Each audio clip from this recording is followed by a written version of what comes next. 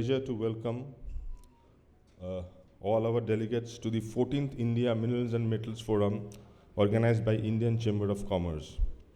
We are really proud to share that this special initiative has reached its 14th year and we intend to continue in the years to come. As you are aware, the minerals and metals industry is a vital pillar of industrial and economic landscape, providing the raw materials foundation for sectors such as infrastructure, manufacturing, energy, defense, and transportation.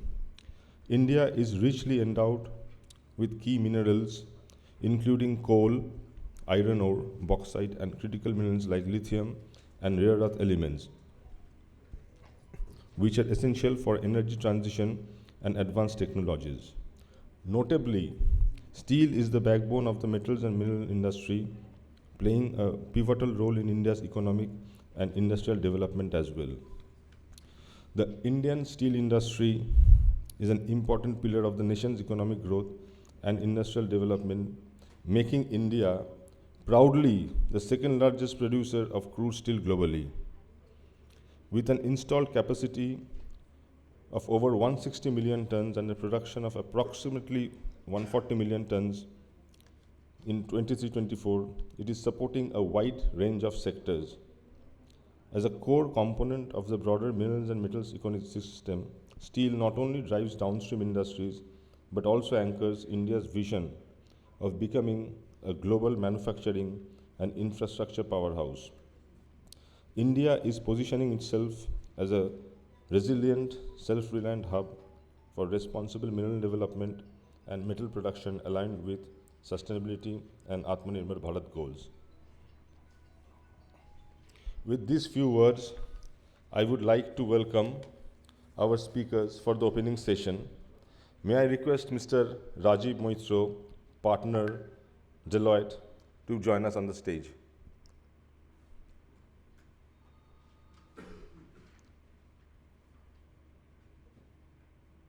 Mr. Rajiv, we would start the session right away, and I would request Mr. Moitro to address the gathering.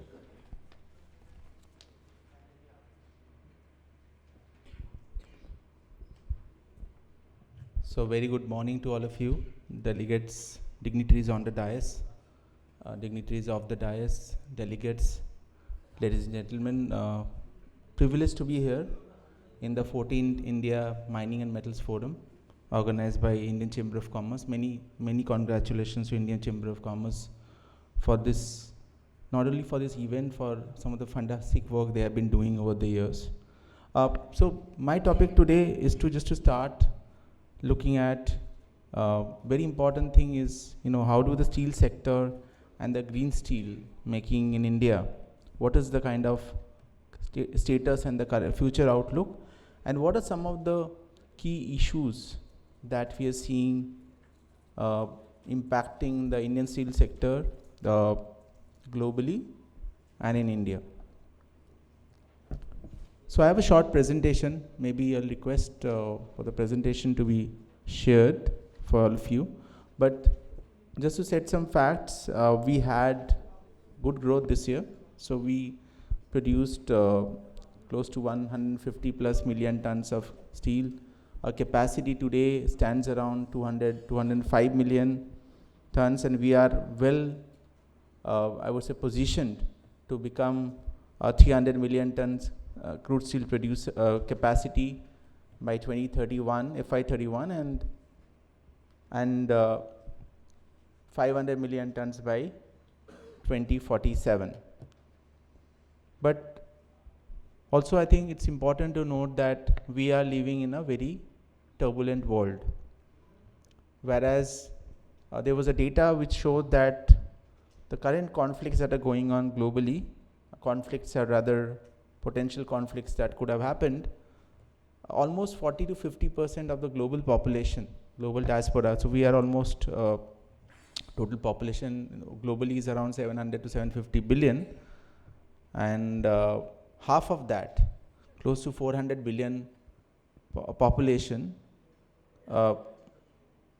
sorry, 4 billion. I'm sorry, 4 billion population. They are under conflict. So 50% of global. And also we are seeing a lot of tariff wars. We are seeing trade diversions and so on and so forth. And if you look at from an India perspective, of course, globally, CO2 emission contribution is 8%. India is around 10 to 12%. Of course, we are on the highest side from emission intensity. And globally, I think that there is a lot of push towards green steel and decarbonization. And of course, in India also, we started this journey almost 13 years back. In 2012, we had the PAT scheme, which is Perform, Achieve, Trade, which was launched, and then subsequently multiple initiatives, be it the energy efficient production initiatives, be it the steel scrap recycling policy, and several others, including the National Green Hydrogen Mission and the release of the Green Steel Taxonomy. But we are facing challenges for decarbonization, and of course, one of the key tenets of our growth has been Swadeshi in terms of indigenous raw materials, and we should go ahead with that. But also beside that, availability of scrap, availability of high-grade raw materials, especially iron ore, and of course coking coal domestically, and of course high initial capital cost, because green steel requires a lot of capital expenses. So those are challenges. And in 2030, it is projected that the total steel demand in India would be close to around 220 million tons. And the green steel demand is going to be significant, almost 40 million tons, because there's a lot of push. And by 2047 also, we are going to be close to 400 million tons of production, if demand 400 plus, and green steel would be around 25%. And there has been several in terms of discussions on the definition of green steel and the policy enablers for the green steel, including the taxonomy that got released. But there are challenges. One is the global protectionist measures. So we have the impending CBAM, which is going to be impacting us from 26 January. And then of course, there is a policy for green steel. So how that has to be actioned, and of course the trade barriers and the dumping risks that we are going to see, and we are seeing already globally. So if I see this chart, so we see that the imports, we are now net importer of steel, and the impact of some of these tariffs and have impacted the import of finished steel from China. So now today we are almost 2.7 million tons of imports from China itself. That is in almost close to 40%, slightly less than 40%, around 35% of Indian imports. So these are challenges, and the other issue that is there we are facing is, if I look at from a scrap point of view, we are primarily a blast furnace, BF, and DRIAF, and our share of scrap, if it's on a lower side, and there has been protectionist measures globally, be it EU, be it some of the other countries, in terms of exporting scrap. So these are issues that we are facing now. And the government has done several initiatives, be it the National Green Hydrogen Mission. There's a focus on improved availability of scrap, the CCTS, which is basically the trading scheme that is being kind of introduced, and it's been worked on. And last is of course the green steel public procurement policy and green steel taxonomy. So these are important measures.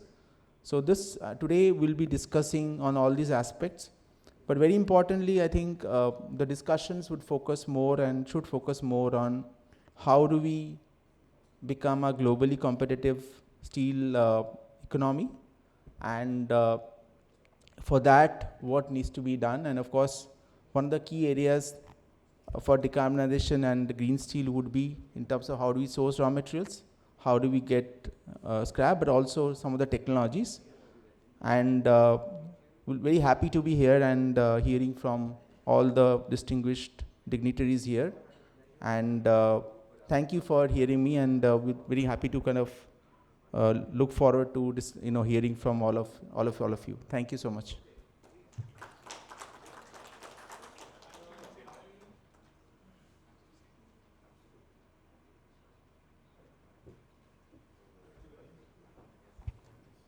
Thank you, Mr. Moitro. Now I will request Mr. Alok Sahai for his address.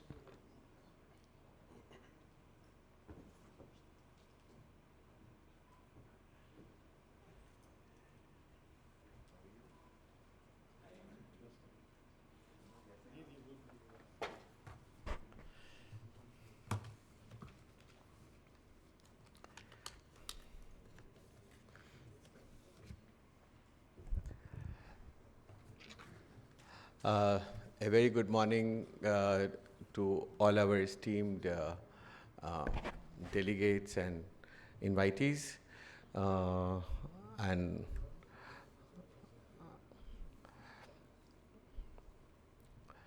we are quite thankful to Indian Chamber of Commerce to invite, having been invited here to put in our perspective of the steel industry. India is currently one of the fastest growing. Rajiv has already given his, a basic perspective.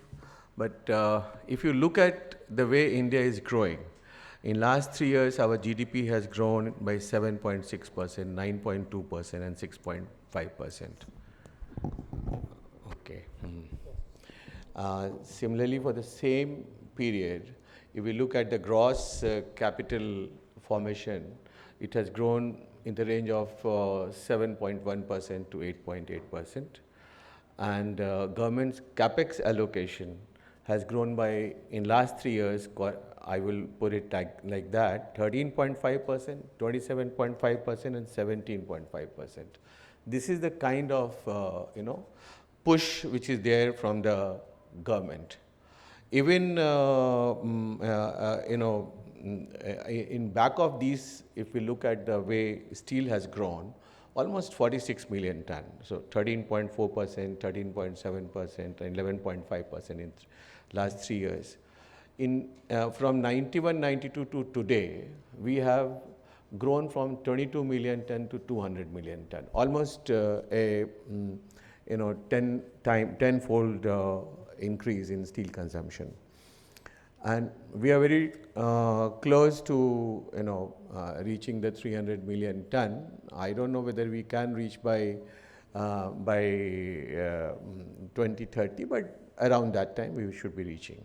We are well on towards the mission. And as Honorable Prime Minister had declared that India should be having 500 million ton by 2047, we will be, I'm sure we will be reaching that also. Yesterday I saw, 2 days back I saw a news of Big Mint that Indian steel exporters use just 7% of tariff quota of European Union. Imagine for some time back, we will look for, maximizing the quota utilization. We were seeking more quota. And we have used in last quarter just 7% of our quota in the quarter 2. That shows the focus of Indian steel producers in domestic market. I'm just trying to emphasize how much we are focused on the Indian market alone. Because India is, Indian steel producers are not producing for exports. Exports is just because when you put up a plant, you put up in bulk, and then a part quantity becomes surplus, so it goes to export. But we are not focused on exports. So that is the key thing which we must tell everywhere, because the world is talking about the excess steel capacity. We have about 500 million ton within our neighboring country, and we are all impacted. So that's the kind of thing I wanted to tell. And it is also very important that we grow our steel capacity. Looking at the way geopolitical tensions are there, the way countries respond, like US has been taking action, China reacted by stopping some of the exports.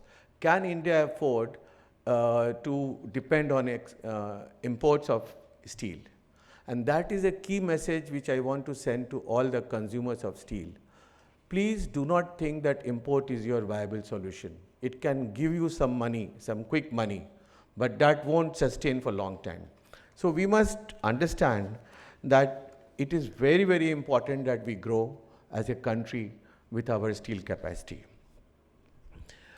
We have several challenges. There is, as you have seen, there is a growing regionalism. Localization has become the key thing, not from globalization. And all these coupled with the climate change and use of climate change as a trade instrument, that is also happening. So,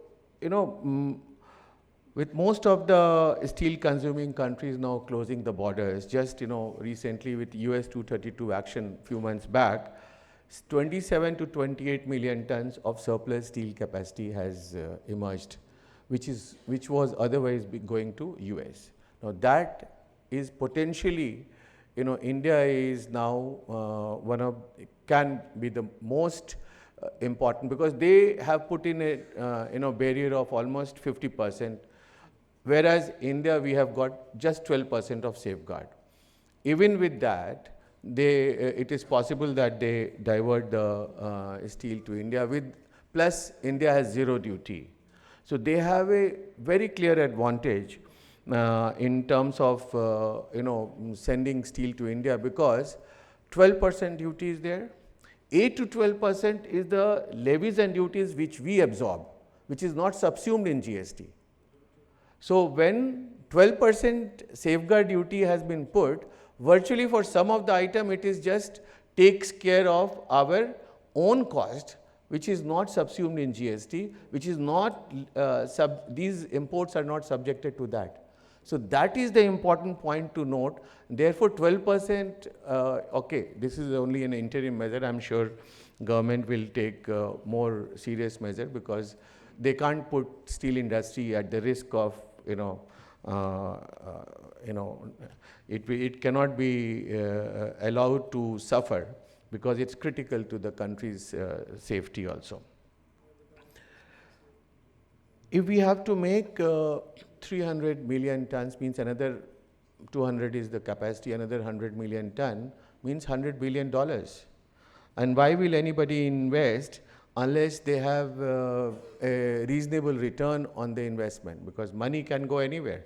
Why should anybody invest? And if they don't, like we all talk about, so many health issues. Today, India, after 30 years, government has started making effort to bring back penicillin. Penicillin industry vanished from India because they were being dumped. China was selling at very low prices, and we did not take any action. Then China, when our plants closed, China tripled the price.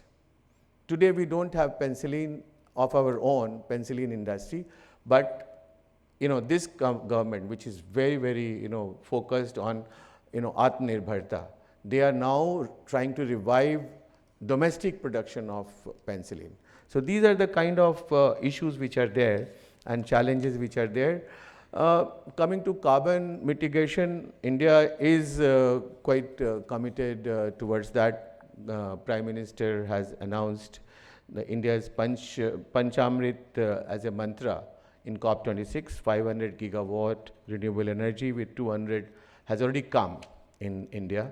50% energy will be renewable energy by 2030.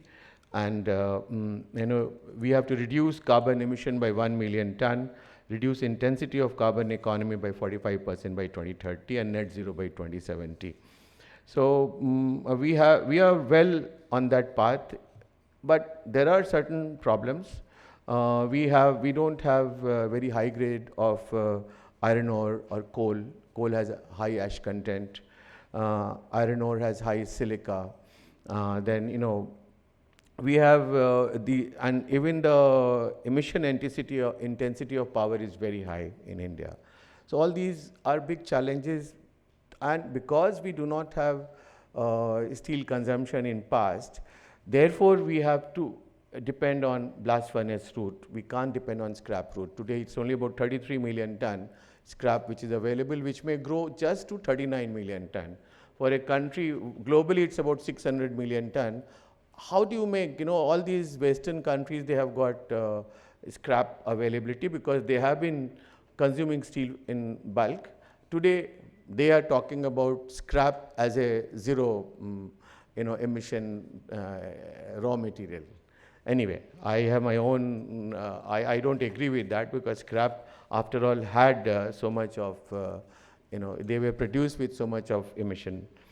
So these are some of the challenges. I don't want to take so much time because we have other colleagues who would be, talking about it. But let me tell you, with the government having announced the decarbonization, and there were 14 task forces, 7 levers, and which are energy efficiency, material efficiency, on renewable energy, process transition, green hydrogen, CCUS, and biomass. These are some of the 7 key levers which have been identified.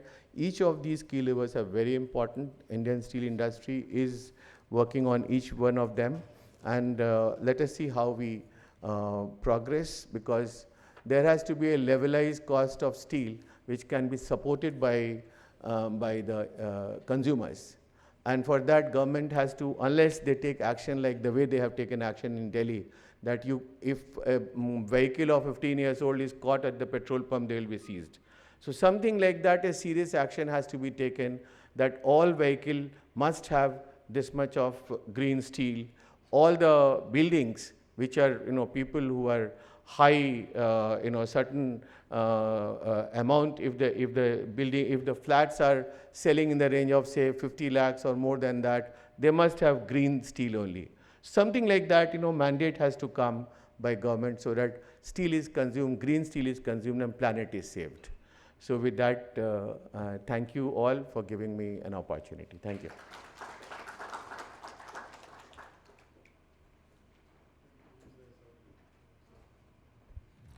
Thank you, Mr. Sahai, for such an informative and illustrious speech. Now may I request Mr. V.R. Sharma, Vice Chairman of JSPL, to kindly address us.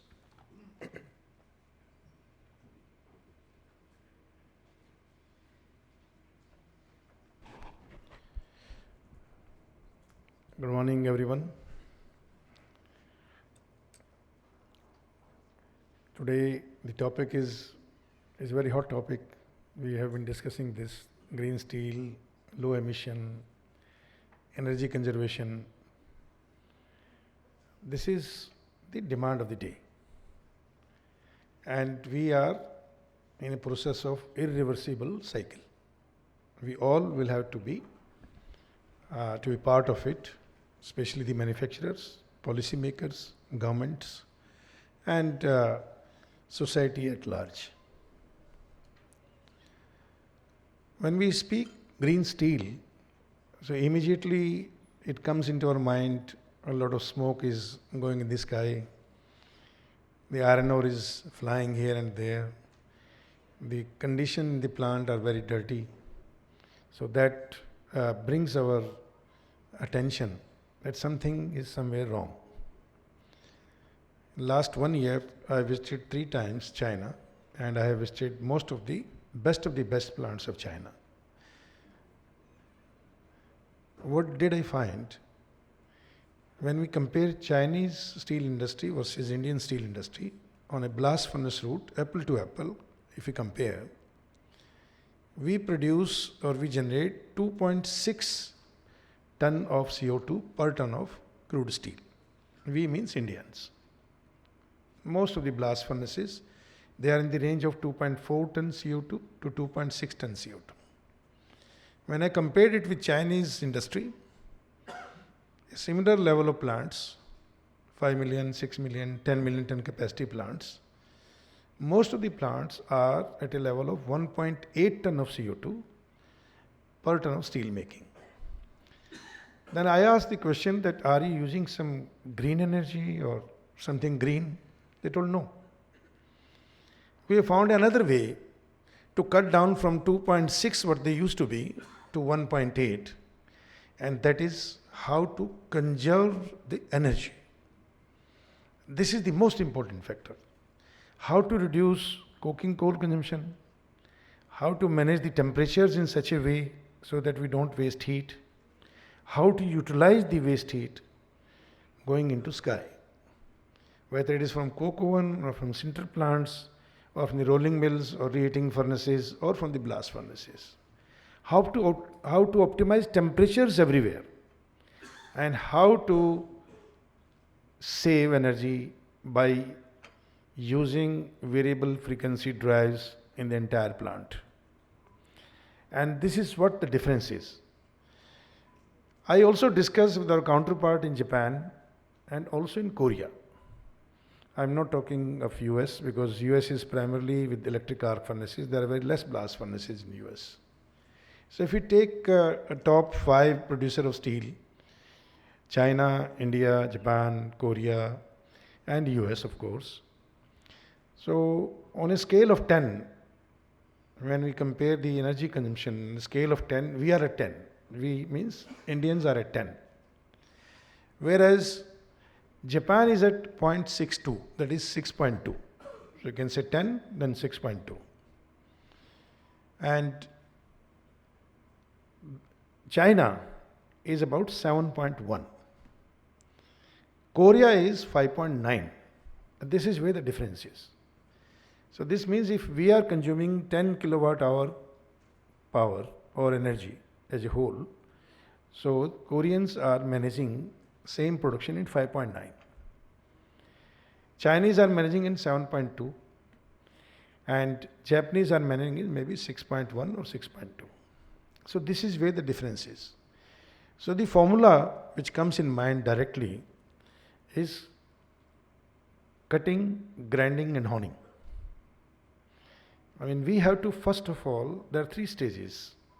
When we machine any component, we do the machining, that means cutting, then we go for grinding, and then we go for honing or super grinding. I mean, today the country needs how to cut down the cost, how to cut down the energy consumption before jumping directly into green hydrogen or green energy.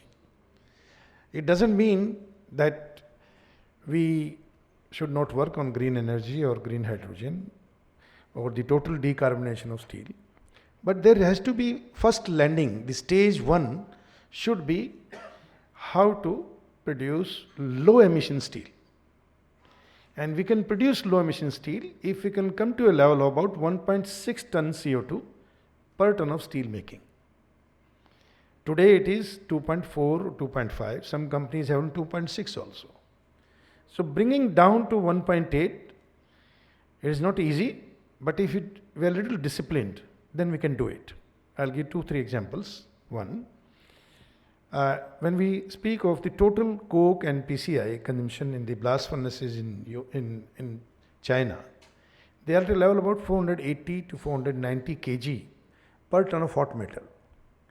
Whereas our industry in India, mostly people, they are at a level of 530 to 560 kg per ton of hot metal. The smaller blast furnaces are even consuming 800 kg of coke per ton of hot metal.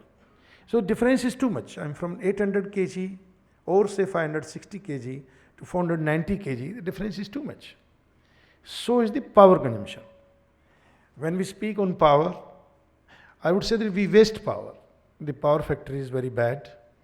We waste power, we waste gases, whether it is coke oven gas, whether it is blast furnace gas, we do not utilize these gases or the byproducts fully. So the first step, what I would advise to the entire steel industry is that we should cut down the cost in terms of energy conservation. So 3 things we have to do: conservation, preservation and reservation. So if we have all these 3 things together, we reserve our resources, we preserve whatever we have, and we conserve whatever we are doing, I think we reach to that level. This is one. This is the message for everybody. Now coming back on green. Government of India is, yes, working very hard, and the process, as I told you, it is irreversible. We have to do it. With 500 gigawatt of green energy, which is on anvil, I think we will reach much faster than the targeted date. But that is not enough. we must also see that our growth is about 6 to 7% YOY basis, and the steel growth is about 9 to 10% YOY basis.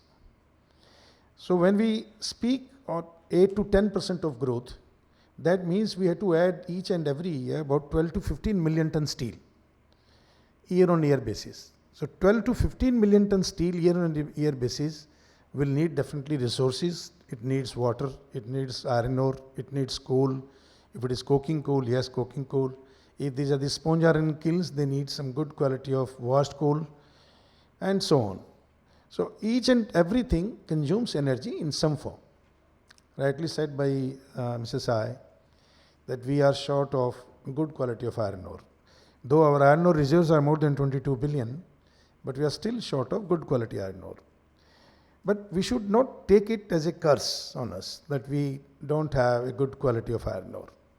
When we compare with our counterparts in India, they are picking up less than 57% Fe content iron ore from India, and they are using it and producing a billion ton steel. Actually, our habit has become very bad. So we have started cribbing every time. We don't have this, we don't have that, we don't have good infrastructure, we don't have good raw material, we don't have good people. So that habit has inculcated in our mind. That's why we are the sufferer. We have to find out what the solution. Most of the countries, and especially China, we must learn from China. They are not competitors. They are the gurus in the steel. They produce a billion ton steel. We produce only 150 million ton steel or 160 million ton steel. We must learn from them as to how to manage their resources. They import more than 60 to 70% of iron ore from the worldwide sources, and they are running their blast furnaces today on an average 57 to 58% Fe contents, and still they are maintaining a fuel rate of less than 500 kg per ton of hot metal. How are they doing? This is what we have to learn from them. In cost competitiveness, we always say that China is dumping, China is creating problem for the world. Yes, I agree. To some extent it is true, but it is not true at all for each and everything. It is not always true. Their cost of production is at least $50 to $60 lower per ton, lower than Indians. So we have to find out that how to bring down our cost by $50 to $60 per ton. And this is what the game is. If we can do that, that means we are fulfilling our requirement in terms of our responsibility towards our customers, consumers, whether it is Automotive Component Manufacturers Association, or it is General Engineering Association, or it is downstream industry like tubes and pipes, galvanizers, or whatever. So that means we are fulfilling our commitment. And we have to come to a level in cost, the similar cost what Chinese are having today, with the limited resources. The difference is they have found the easiest solution to the complex problems. So whenever you give them a complex problem, they will find the easiest solution. And this is where the mindset has to change, the Indian entrepreneurs and Indian engineers. Now, green steel. The green steel is a very hot subject today, but unfortunately it is not picking up in Europe. It is not at all started in US, not at all started in Korea and Japan, and not at all started in China. Some companies are doing something. When I interacted with some very large company in China, they told me one thing, that it is not possible for us to convert the entire capacity of our 15 to 20 million ton tomorrow to green steel. Then what's the answer? The answer is that next 2 million ton steel or 3 million ton steel, maybe about 10% of the total steel, will produce through the green route. We do not want to change our blast furnaces overnight. This will take 20 to 30 years time. We do not want to change and replace our BF or coke oven gas with the hydrogen gas tomorrow. No. What we will do, 10% of the steel from our company will be produced through the green route. This is a very good idea. When we speak green steel in India, we are mistaken that how would we make green? It is very difficult to make green through the blast furnaces route and BOF route. We can do a low emission steel, as I told you, from 2.4 to 1.6, 1.7 or 1.8 ton CO2 per ton of steel. But we cannot convert the entire capacity into green steel. So the answer for the steel industry in India is that whatever expansions we intend to do in times to come, at least 10% of our total capacity, including today's capacity, should be green. And when we speak green, there are two ingredients which comes in mind. One is scrap and the other is sponge iron, or say HBI or DRI, green DRI, green HBI. This is again a big challenge. When we speak green HBI, green DRI, the first plant, green HBI based plant in Sweden, is likely to be commissioned by 2029. The second plant, which is already installed, that is Salzgitter. The first plant was S2GS Steel. Now the name is changed. The second plant is Salzgitter in Germany. That is again 1.8 million ton plant. The first plant is 2.5 million ton plant. This 1.8 million ton plant is going to be commissioned again in 2028, but with the natural gas. So it is not green. They intend to convert 30 to 40% of their production from the same route, similar route, through hydrogen, maybe in 2029 or 2030. We in Jindal Steel, we are working in Oman, and we are putting up 5 million ton capacity of HBI, that is hot briquetted iron or sponge iron or DRI, this all synonyms, and that is based on green steel. That is based on green hydrogen. But there are challenges. Till now, the right kind of suppliers or the right partners are not available to supply us green hydrogen at a rate of less than $2 per kg or maybe $2.5 per kg. Now the current rate which is indicated by the world hydrogen generators is about $3 to $3.5 per kg. And a similar rate is declared in India, say about rupees 350 to 400 per kg as hydrogen cost.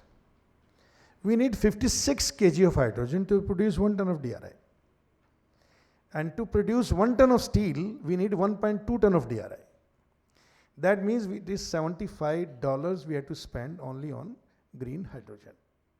When you come to $75 on green hydrogen, that is a huge cost.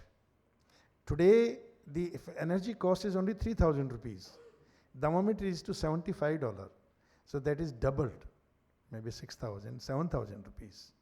So how would we manage? That is a bigger question.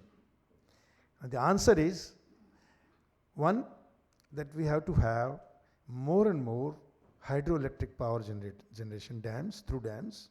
And second is, what Government of India has already opened it out, that is nuclear power plant. Sooner we put the nuclear power plant in the country, better it is for all of us. The moment we put nuclear power plant, then we can think the nuclear based hydrogen will be available in the country at a price of less than 200 rupees per ton. When it comes to 200 rupees per ton, per kg, that means we will be in a position to match or nearly equal to the current cost, or maybe about 5 to 10% additional. When will it happen? The initial target is maybe by 2035, the first privately managed in private sector had the nuclear power plant should come. And from 2035 to 2045, maybe another 5, 6 or 7, maybe 10 plants may come. We need at least minimum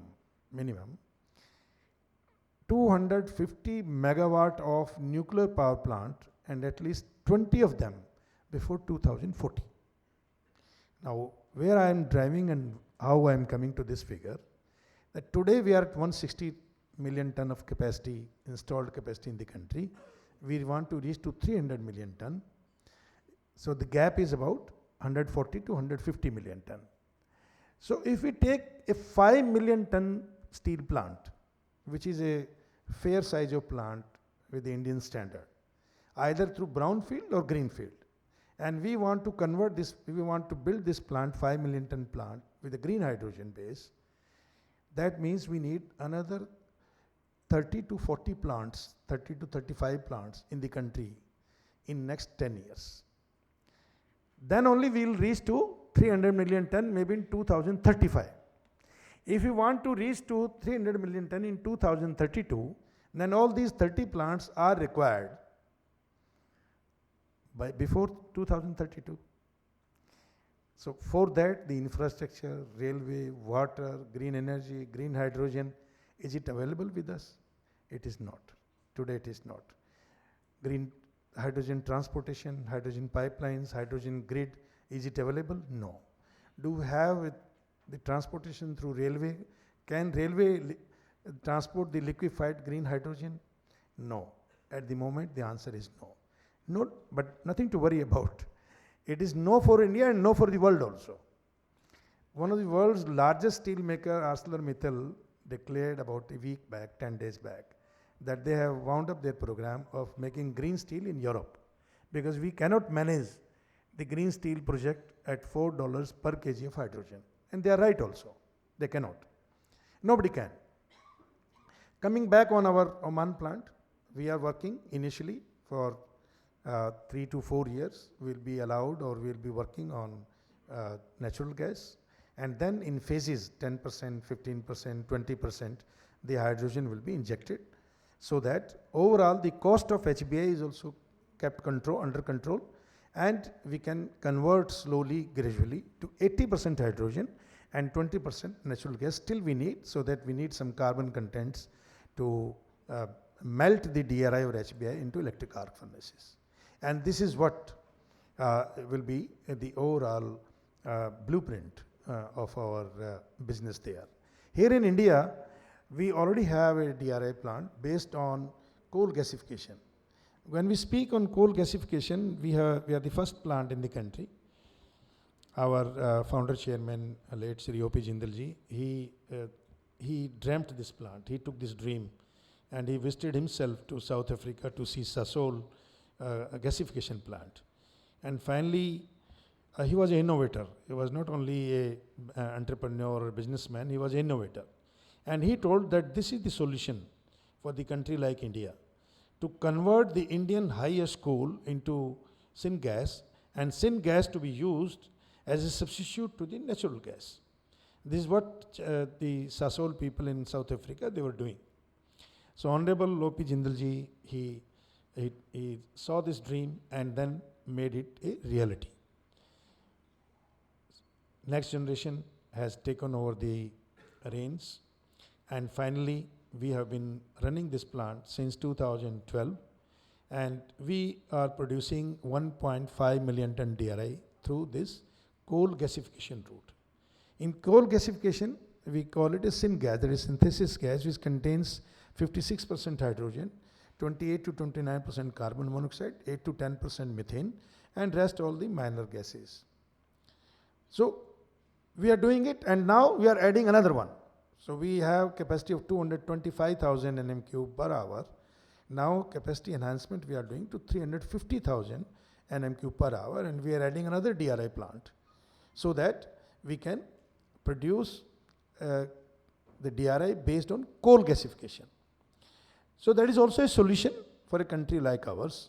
When we compare three things together, one, blast furnace routes, today we are at 2.4 to 2.5 ton CO2. If we go through the coal gasification route, then we are at 1.9 to 2 ton of CO2 per ton of steel making. If we go for the optimized energy optimization like Chinese are doing, then we can do 1.8, maybe 1.7 ton of CO2 per ton of steel. If we go for green DRI or green HBI, then we can bring down this level from 1.4 ton to half a ton, that is 500 kg per ton of 500 kg of CO2 per ton of steel making. And so that means DRI plus electric arc furnace route. Now the question here comes, which is a bigger challenge. Just 5 minutes, I'll need more. Which is a bigger challenge, that we can make DRI through hydrogen.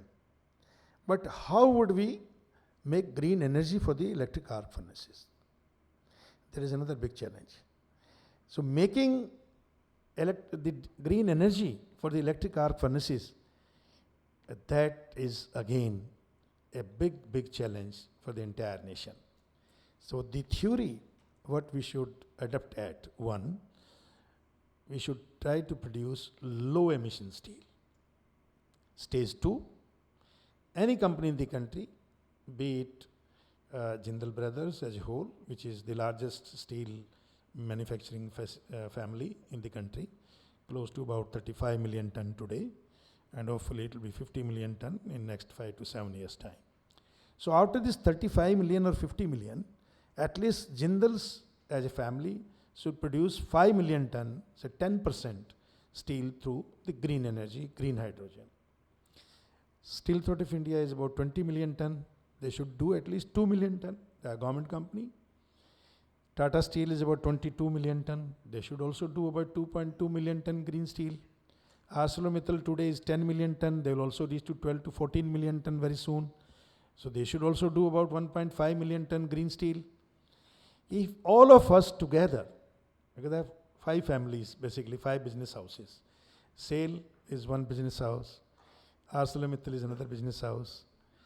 JSW or Jindal family put together 3 business houses. And one is RNL, total 6 major steel players. And they all are growing in the through the brownfield expansions. So whatever expansion we do in times to come, we should try to produce at least 10% from the new facility, including the new facility, 10% of our total footprint of making steel into the green steel. Then only we can demonstrate to the world that we have done at least 10 to 15 million ton of green steel manufacturing out of 200 or 210 or 220 million ton. Because we cannot make 220 million, 10% of 220 million. We have to find out that whatever new capacities we are doing, we are building, we should build based on the green steel, with the green energy, hydrogen, and through DRI and electric arc furnace route. Then only we can declare in the world that we are on a right path, converting our steel industry slowly, gradually. We have to do it net zero by 2070. It is still 45 years, is a long journey. And there will be 2 generation of engineers will go away during this 45 years. So whatever we are discussing today, we are making a blueprint for the next generation, those who will be doing it. And the next to next generation will be declaring that India is totally green. But it is, I'm thankful to Government of India, thankful to Honorable Prime Minister's vision that he has, in Paris Protocol, he has agreed that by 2070 will make India net zero. To all of the conferences, business houses, government bodies, I would suggest that we should focus on reduction in the energy consumption so that we can make a low emission steel. 2, we should produce whatever new capacities we are adding, we should aim that these capacities should be based on hydrogen and based on the green energy or green electricity. Rightly said by Mr. Sahai that we are not a steel exporter. Whatever quantity we export, a similar quantity we always import. So we are not damaging the world. Still, people in Europe, they do not want to import from India. They put some quota or some tariffs. America, you always know, tariffs are very heavy, not only on India, but in the entire world. And this is the reason today the steel is being sold in that country at $1,000 per ton. Whereas the rest of the world average is $500 mild steel. And there the prices are $1,000 per ton. So their steel industry is flourishing. They are growing very well. But they cannot export anything. If tomorrow Government of India signs an agreement, if I had to decide, I will say, okay, you allow us zero duty to export and we allow you to export at zero duty. They cannot export even 1 kg because their local market is $1,000 per ton. I had been visiting US and also Europe in last couple of months. I found that none of the steel company today is ready to produce green steel. They all are talking. But at least here in India, we are working. So that's all from my side. Thank you very much. Wish you all the best.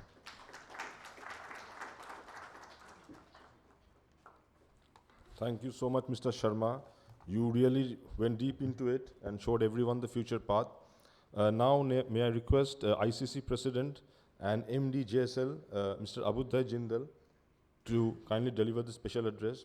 I request everyone to kindly welcome him with a round of applause. Thank you and good morning to everyone. I apologize for joining late. I actually had a meeting with our minister in the morning, and shortly after this also I'll be leaving because again I have to go to the PMO for another meeting because we have a lot of exciting programs coming up in ICC. It's our 100th year and a lot of exciting programs are coming up in August, September, October. So we're trying to line up a host of good speakers, invite our ministers as well. So I'll be a little tied up with that. But thank you all for joining. I think you've already heard for some stalwarts of the industry, and a lot of work is actually happening. As we all know, stainless steel, it is the bedrock of our nation, of any nation actually. And I would like to point out that if you are now seeing all the talk that is happening globally, a lot of discussion is always happening on steel. Steel is such an important industry for any country, not only because it employs a lot of people, but there is full dependence that you don't need to go outside. Anything geopolitical situation happens, your country needs to be Atmanirbhar. And steel, stainless steel, special steel plays a very, very important role. You know, so now you can see that the whole world has gone. US has done it, Europe has been doing it for quite some time. Now nations like Middle East, where there is not much steel production, Canada, where there isn't much steel production, they are also going for some kind of protectionist measures. And because I'm happy to know and I'm happy to share that our ministry, our government is also taking this step much forward, thanks to the efforts of ISA, ISDA, various associations, that it is very important to protect our country. There was substandard Chinese material coming in, circumvention from Vietnam was happening, from other countries was happening. Our government is taking a clear view. There is enough capacity in the country. We can produce any kind of grade, any kind of quality that is required. Yes, sometimes a little time is needed, but we are fully confident to being able to support any of our country's requirements.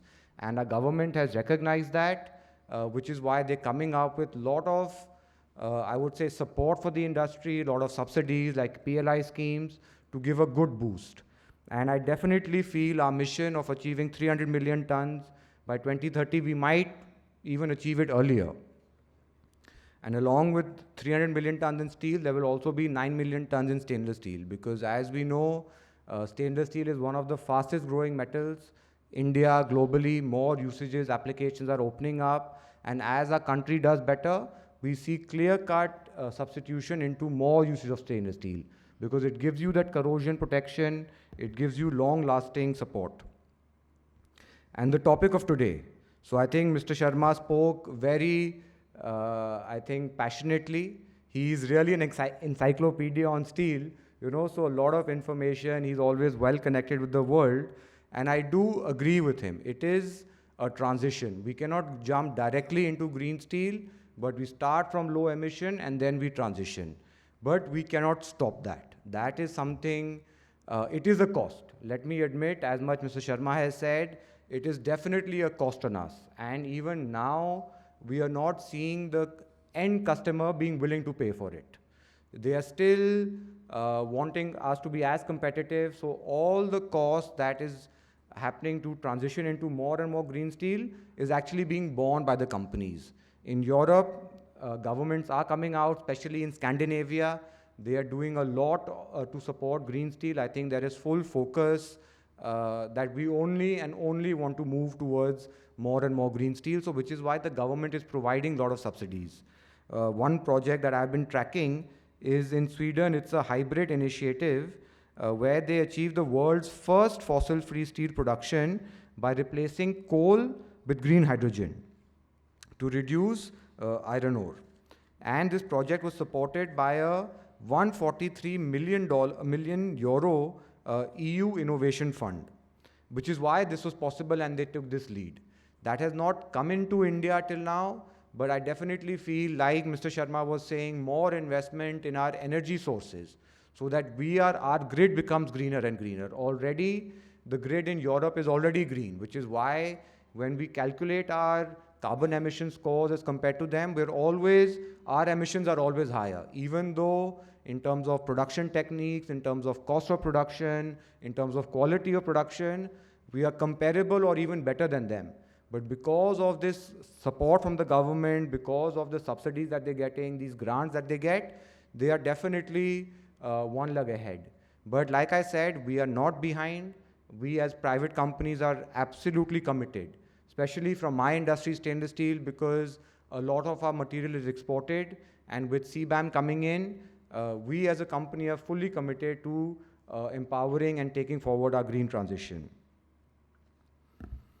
Some national initiatives on green hydrogen mission, PLI schemes, like I said, they are definitely going to help our industry to transition to this faster. I think I've been talking to Rajiv also offline. This significant milestone, I think we're the first country in the world to introduce a taxonomy on green steel. It's categorizing steel products based on their carbon emission intensity per ton of finished steel. So what I'm made to believe is that any government project now that will be, they will have to calculate the kind of emissions, and then whichever score, there will be star ratings given to each company, and depending on the star rating, then they will be procuring. But I'm sure there will be more details coming out and more clarity is required. We are working on something separate for stainless steel, because steel and stainless steel, even though they come under the same umbrella, they're very two different materials. So we are already working with the government of India to come up with a separate national stainless steel policy and also a special taxonomy for stainless steel. And like I mentioned, for us, this transition at Jindal Stainless is at the forefront. We are already a scrap-intensive electric arc furnace-based production model. The company already operates in a lower emission bracket compared to our traditional methods of production. We're continuously investing in renewable energy and have an integrated green hydrogen roadmap very clearly cut out. One thing I'm very happy to say that by December this year, 2025, our Hisar plant, which is where the whole OP Jindal group actually came out of, the plant that I take care of, by December this year, 80% of our plant will be green, because 100% renewable energy, 100 megawatt of renewable energy round the clock will start. Already we are having 300 nm³ of green hydrogen there. The only areas where we will not be 100% is still fuel will still be required in certain areas which we cannot immediately transfer to, but that technology and that kind of process is already on. We're also looking at various newer technologies, increasing use of biomass, carbon neutral fuel source, which will again take us more closer to 100%. We're also engaging with our supply chain partners to collaborate and reduce our upstream emissions. So a lot of effort with our raw material suppliers, with our scrap suppliers are already happening, because the time is not far away when all companies will start demanding for our scope 3. Generally, for our raw material suppliers, they come under scope 3 as an emission. They all will also have to step up. They will also have to start transitioning more and more towards green practices, because that is what will make companies like us buy more from them. And there is definitely a high price they can charge. So we as manufacturers till now, we are not able to charge our suppliers, our customers with a higher price for green steel, but already the raw material suppliers can do that, because we as companies are already paying a higher price for low emissions, for cleaner material. So that transition has already started. So definitely it's a cost on us, but I would say as citizens of the nation, I have discussed it with all my siblings, our third generation who's working in OP Jindal Group at least, and we are all committed for this. We feel the impact, we can see the impact of globalization, we see the kind of change that is, the speed is really increasing very fast. So that is definitely a concern for all of us. We definitely want to leave this world better than what we got, which is why we are fully committed towards this. And I really hope that with the support of all of you here, with the government of India, with our customers, suppliers, this journey will be possible. With that, I will again like to apologize because I'll have to head out immediately after this. But I hope I have set the tone for today to have meaningful conversations, to gain insightful comment from everyone, to hear everyone's challenges also, which then ICC can collate, and then we are regularly meeting with all industry stalwarts, stakeholders, ministries. So we will take that topic up. So thank you everyone for listening to me, and hope you have a great session today. Thank you.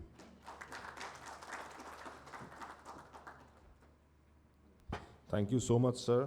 I think it was really crisp with full of positivity.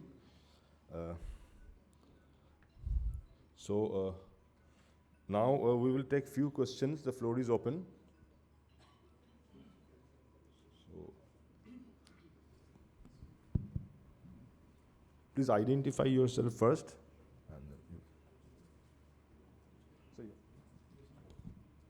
And Mr. Jindal has to leave.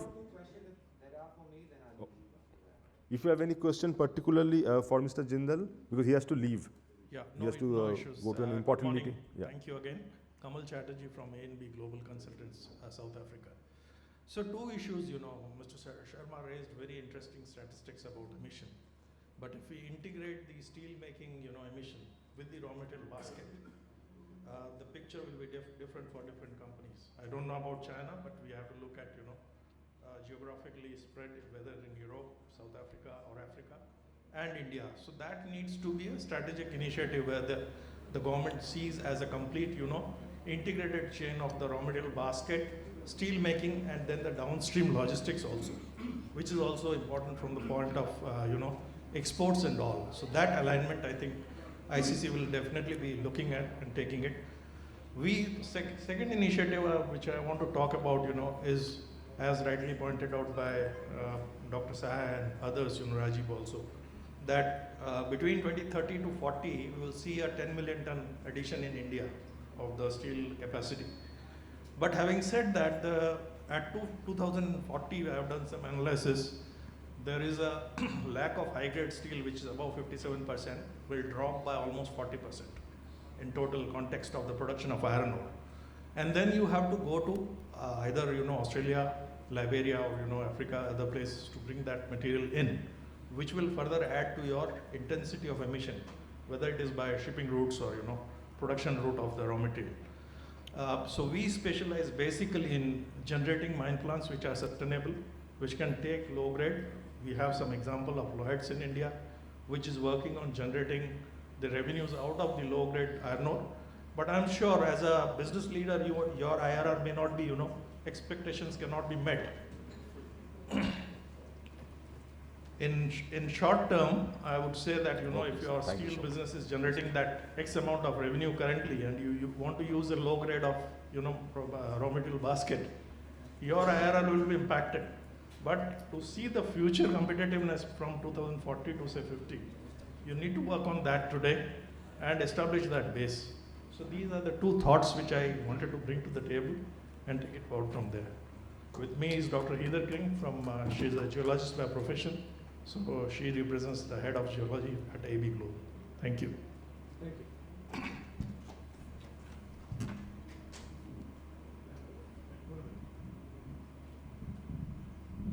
Sorry, what was your name? Kamal Chatterjee. Amal Chatterjee.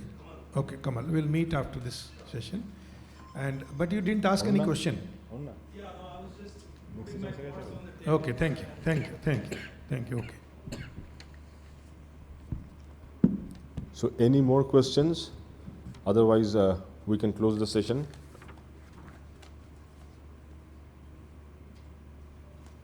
I think all the issues were taken up during the discussions, so there are no more queries from anyone. So as we come to the end of the inaugural session, I think it was really enriching and encouraging for all of us. India's economic development is heavily reliant on the metals and mining sector, which is a prominent backbone for industries like automotives, construction, energy and electronics. The primary sectors in India which includes iron and steel, non-ferrous metals, and metal casting, accounts for almost 8.1% of the manufacturing segment. Hence, the task at hand is to ensure a steady flow of metals without any further damage to the environment. With these few words, I would like to thank Mr. Rajiv Moitro from Deloitte, Mr. Alok Sahai from Indian Steel Association, and Mr. V.R. Sharma from JSPL for joining us this morning and sharing their valuable thoughts. And now we would like to honor our speakers with a humble memento.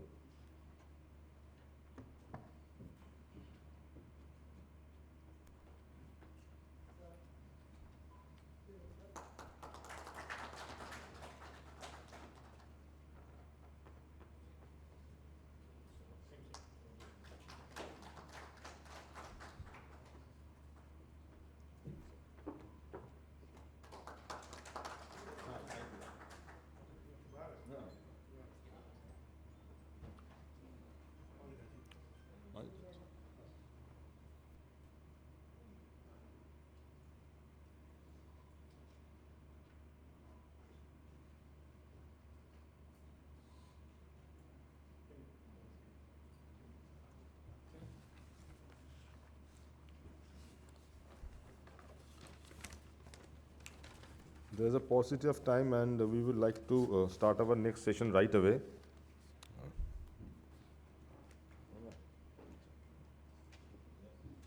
Metals and Energy to join us, and Mr. Deepak Kumar Gaur, COO from SMEL, to come on the stage. Mr. Rama Raman Satapathy and Mr. Deepak Kumar Gaur. Can we have both of you on stage, please?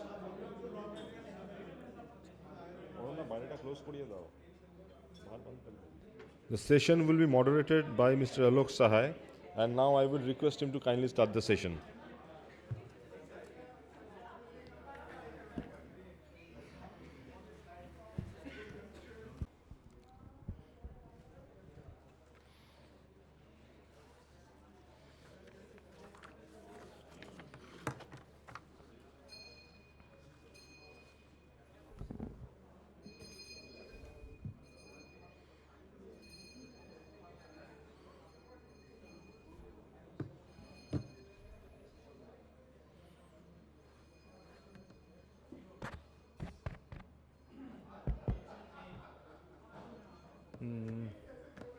Do we start or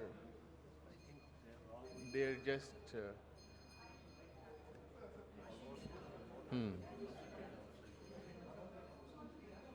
So,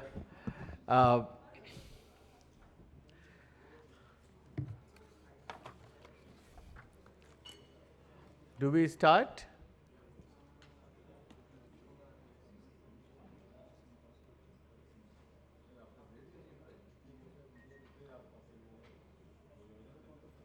Okay. So this is a session on circular economy in steel industry, and the role of CBAM is carbon mitigation, the only technical barrier to trade.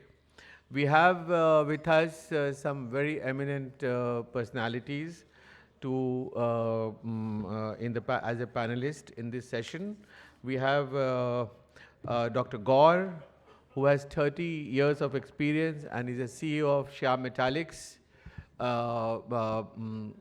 He has a long experience on steel industry.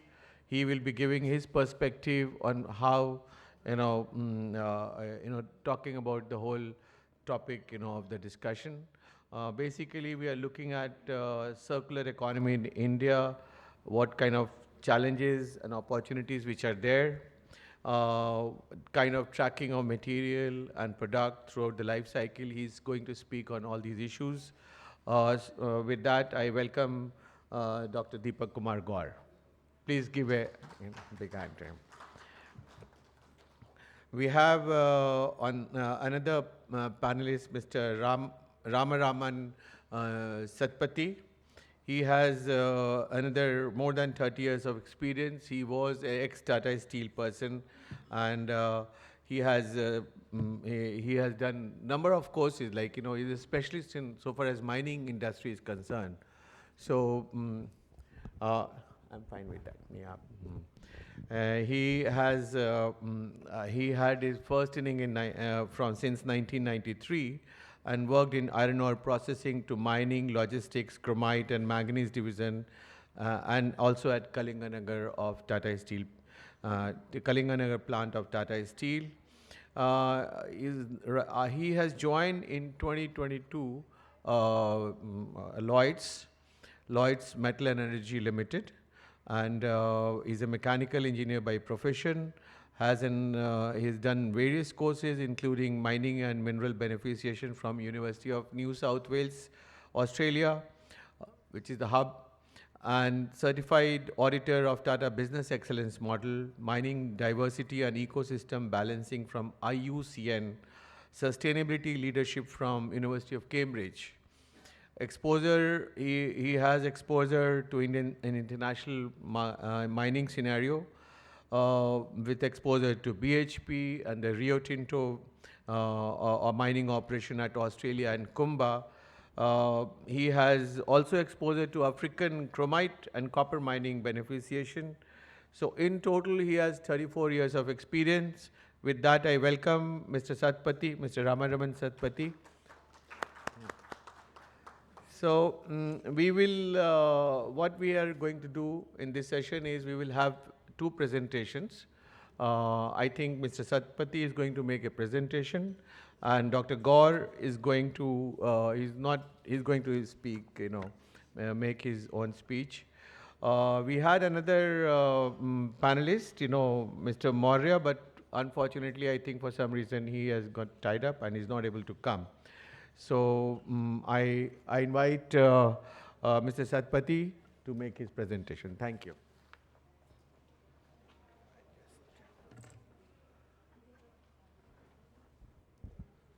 Thank you very much, sir. Yeah. So once again, very warm good morning to all of you. Basically, the subject is not a call of the age, but it is a compulsion. Circular economy or decarbonization, sustainability, responsibility, business, all these things are in one umbrella. So here today I will talk you in the first session, we are discussing about lot of technology or process related to decarbonization of steel. Lot of eminent speakers has given their views, lot of steel producers also given their views. But here I will touch one of the case study of Lloyd Metals and Engineering Energy Limited, where we are already practicing mine to mill. So my topic will cover from mines to mill, from steel production, because hydrogen as a energy, all these things are talked about, but you all remember to make the steel, iron ore is must. Scrap we are talking about, but India come to that particular stage of getting his good percentage of steel production from scrap is yes to come. Hydrogen, yes, India is doing good, we have listened in the first time, but iron ore, if the green iron ore can go for a green steel, then, and some of my colleague also raised this, what about the raw materials CO2 emission if we'll take into consideration in the calculation. So more or less like that. And Lloyd, we are now producing 10 million ton, and recently in last week we got a environment clearance of 55 million ton per annum ROM from our mines, which will be one of the highest ROM production in the single mines in India. And we are coming up with a beneficiation plant, which is BHQ beneficiation plant. That means wealth creation from the waste. Today it is a waste. Anything less than 45% Fe is a waste as per India is concerned. But here the beneficiation, where our input is 32 to 34% Fe, and we are getting an output of 65 plus Fe. I will come to that.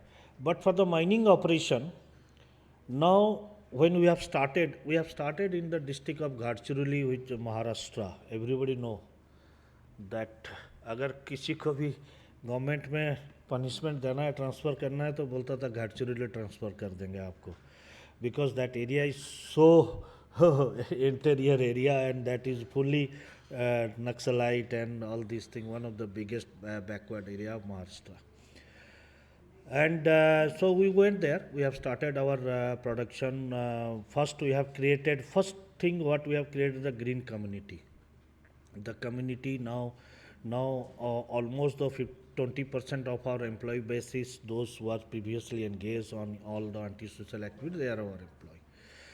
Because of the integrity, our entire operation we have started with diesel, DG set, because no electricity access. So very interior area. I have stayed coming 31 years in Tata Steel. When I went there, only I went there because of this challenge.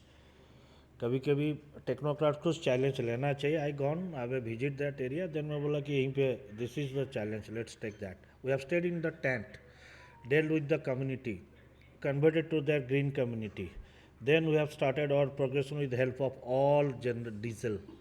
Then slowly we moved to the electricity. We got the electricity. Now our entire operation is electricity. That too, all our dumpers, those are 70 tonner, 100 tonner we are using, all are electric battery operated dumper. And all our excavators, we are using X1200, we are using X2500, all is electrical operated, and that reverse engineering is done by our company. We have a setup at Jamshedpur, and there we did this reverse engineering, converting diesel to, and these excavators are running. And all the drill machines are electrical operated. And one of the drill machine this time we have converted one of the excavators car body, and we put the drilling accessories above that, and entire drilling is operating by electrical. So by some reverse engineering, by some innovation, we have done R&D with the supplier. This dumper is battery charge. Last 1 year only once we have charged the battery. Last 1 year, because this generate electricity when it is come down, and it's consume electricity when it goes up. And our mines is 700 RL, and strategically we have placed all our dumping in the 400 and 350 RL. So every time dumper is getting a gradient, so it is generating electricity, so no charging. So like that all our mining is now green mining. So coming to the dispatch of mining production, all our trucks, we have started with normal trucks, but now we have converted 60% to LNG. And we have also now come some battery truck also. We have got some 20 battery trucks where it is in trial. So with the battery swapping, we'll do the entire truck which will carry our ore will be at present will be all LNG and battery operated. But in future we got the 55 and we'll go for the beneficiation. The entire our logistic is pipe. Already pipeline for 10 million ton it has completed. So logistic also is green. Mining is also green. When I am using the word green, mostly carbon emission and which is created by the diesel or by the, and in the same time in the air pollution and same time in the water, three things. So now it is coming that BHQ beneficiation. You can go to the next. I will skip some of the things very fast. Go to the next. Here. Is it from here?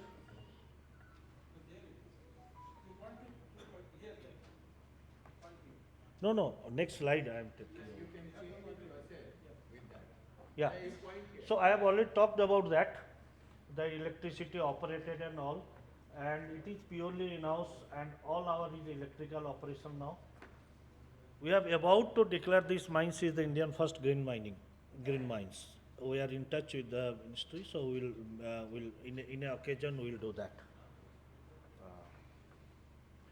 So this I will take some BHQ. This is the ore which is having waste. Any hematite miners here and mining, you will encounter BHJ or BHQ, or you will encounter ore which is less than 45. These ores are highly siliceous ore. The impurities is silica, but there are two parameters which is God gifted. That is the alumina is not there, 0.01, 0.02. And phos is 0.001. So you can just imagine if we can able to reduce the silica in this particular ore, where actually we have started the journey from there, and it can be reduced to anything less than 3% silica, having the alumina of 0.0102 and phos is 0.001, what kind of a magic with respect to the energy consumption in the blast furnace or DRI furnace it can do? 1% increase in alumina in the blast furnace, 2% is increase the coke, and 4% is reduce the productivity of the blast furnace. That is the study says. So from there we have started. The first is that what are the challenges? We don't do the exploration in BHQ or BH. At the moment exploration crush the hematitic body and touch the BHK BHU, 5 meter we stop it and declared it close the exploration hole. But we have continued. For 710 RL, first we have gone up to 160 RL. Now we are also reached up to minus 60. Why? Because maybe after 50 years we can start underground mining also. So with that we have to complete the exploration. In fact, I just met here only. Here AB Consultancy, Dr. Kamal is and Dr. Gat is there from South Africa. Those who did our resource, they have our partner, strategic partner during exploration, and Tata Steel also with us in that exploration stage. After that, we done extensively R&D. Second thing where the success point is, R&D focused. We have to increase as a industrial, as a miner, as a metal producer in India. Here extensive R&D we have did. We have almost did R&D in all the leading R&D centers of India, IBM, Nagpur, IIMT, Bhubaneswar, Bangalore, everywhere we have did that. We have gone extensive R&D we have done in with the Metso, with the FL Smith, with all minerals, those who are manufacturers of the mineral processing. And we have extensive done the R&D in China also. And with that, we came to know, at least the idea has come in the lab scale test in all these things, that yes, it can amicable for beneficiation, and there is a process we can design to reduce the silica. The moment you will reduce the silica, Fe will automatically increase. So Fe increasing Fe should not be the aim. Aim is the reduction of silica. Okay. So with that we have completed. Then it's come to do a scale-up trial or pilot trial before you go for a commercial things. So that we thought of we will tie up with some good R&D lab and do our piloting there. But suddenly our managing director has come with the idea, why not we have our own pilot plant? So from there, in 2023, H2 of we have started established our own pilot plant. Then pilot plant is generally 0.5 1 ton pilot plant. So we thought we will establish a 5 ton throughput pilot plant, and that we have taken almost 4 to 6 months. 6 months we have started from the pilot plant until that. From July 24 continuously we are operating 5 ton pilot beneficiation plant of BHQ. Initially we have struggled.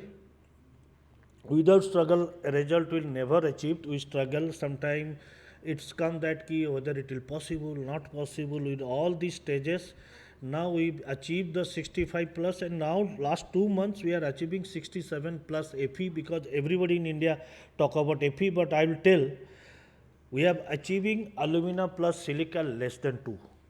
That is the better way of expressing the beneficiation ore, which will do magic in the blast furnace, and it will save a lot of coke.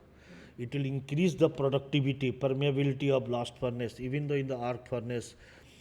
So in one way, green energy, hydrogen and all these things, a lot of R&D is going on in India. And Burma was telling about the, yes, India is more ahead doing the R&D as far as the green or decarbonization still is. And this iron ore experiment what we are doing and what we are establishing in couple of years will come the green ore to the blast furnace or to the arc furnace.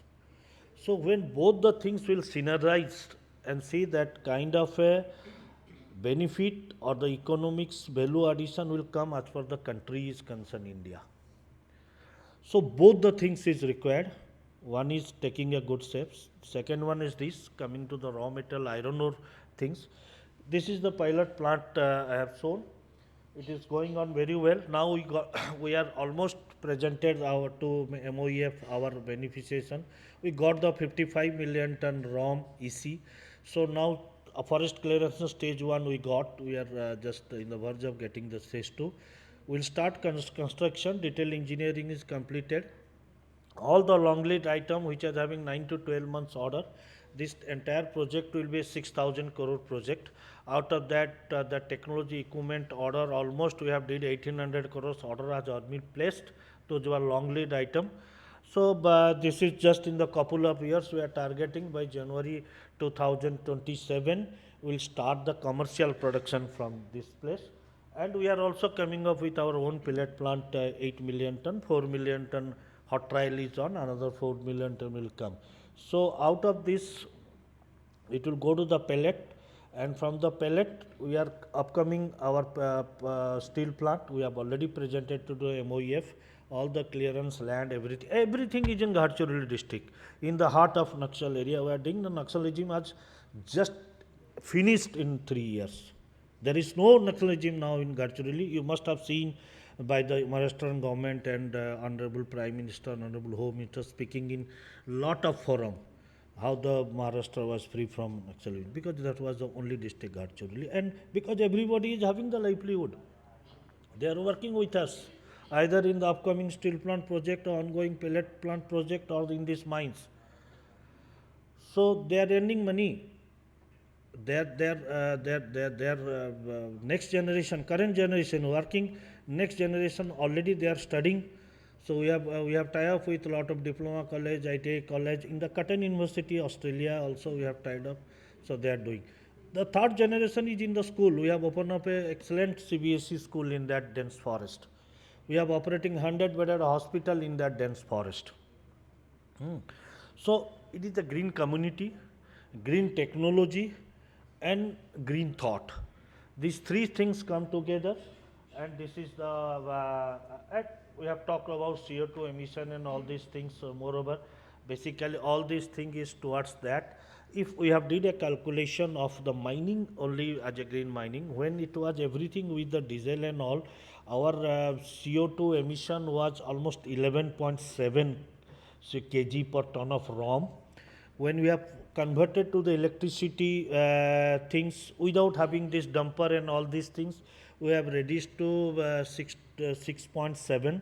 Now after converting all the equipment to electricity, even the grader is also electric. The first grader we got electricity grader just 1 month before. Dozer only one thing, we don't have any solution in the world. So dozer is only one thing which is running in HSD, rest everything is electrical. Now we are coming with 3.4 CO2 kg per ton of ROM. I think now already we have signed the agreement. In the couple of months we are getting the green energy. We are getting that 80 meg. Total we required for all our operation, we required 180 till up to beneficiation. And 80 megawatt already agreement signed for solar and this windmill power. So with this green power intake will come down to around 2 kg. Will come down around to 2 kg as per our mines is concerned. So this is nothing. And when we will go for 55, the question is this 100 ton dumper will not work. It will increase the density. So we are already working with R&D partner with the manufacturers 350 ton dumper with LNG drive. It is almost another in 6 months of time we will get those dumpers, and the Libra that 35 cubic meter butter size, that diesel we are already converting. The first machine we have converted and inaugurated day before yesterday. That will be our Sobel. So only there will be three Sobel 35 cubic meter bucket, and there will be 18 dumper of 310 capacity cubic meter capacity. That's all. The mining will run with that. So this is the CSR we got. This is, you see that key in the dense jungle where this Gadchiroli, this area is called Surjagad, and this area is called Hedri, which was known as the capital of Naxal. Now The area where the tent was there, Naxal tent was there, exactly there we have established the hospital and the school. Area is or ground is also same. Now, when the first birth take place in 2024, I witnessed that the first child in the tribal community, in the Naxal community, the first birth born in the hospital. Otherwise, you know, in the village, all this puja part and all these things they do that. Okay. Now, 200 child has already taken birth till date. And people are healthy. The healthy community and the educated community is the green community. Rest of the things they will bring. They will bring from their cultural change. And the school is only, the school and the hospital is only for the school is only for the 27 villages. Those who are actually involved, those who are in the Naxal regime. And all the lady cadre, there are, in the lady cadre, there are 45 ladies was there, those who are in the Naxal. All are our operator. All are operating this 70 tonner and 100 ton dumper and these excavators. They have started from LMB driving. We have tied up with Mahindra. Now they are operating these dumpers, and they will be the future operator for that 310 and the. So we a tribal area, I feel able to convert this ladies group to a upper caste, then rest of the things will happen. Very in the tribal lady communities are very strong. And very dedicated community. Only you have to be respect to that community. You have to be very politely talk to them. You always show that you are with them. Don't show the bossism or the sahibgiri there, then they will be little. So the last one is this is the Cotton University. Now we have sent 3 batch to Australia Cotton University from that 27 village. The first batch when we have selected, they was not knowing English and all. We have kept it at Delhi. It was taken 1 year to teach them English and all. They are now in the 2nd year of mining, and they will come out in another 2 years. Now the 3rd batch gone, but because of all these things, the huge demand has come from the tribal community. Everybody now wants to study, want to work in this company. So we have brought the Cotton University to Gadchiroli. So this is the photo where we have signed that particular agreement has signed, and which has come up in all the leading newspaper. So once everybody cannot be engaged in the mines and in the service because numbers are very huge. So what we have did, 1,000 women, tribal women, all from this 27 affected village, Naxal village, we have engaged in this. From Coimbatore and Bangalore, we have taken the specialist, we have established a stitching unit, and everybody was trained by the Coimbatore and Bangalore trainer. They are doing all these things is in the dense forest. And all this is now some of the brand shirt what we are wearing, it is stitching here. Only the name and everything that doing it when it is reaching to that. So they have also engaging, they are also getting around 15 to 20,000 money, those who are not engaged in the mines.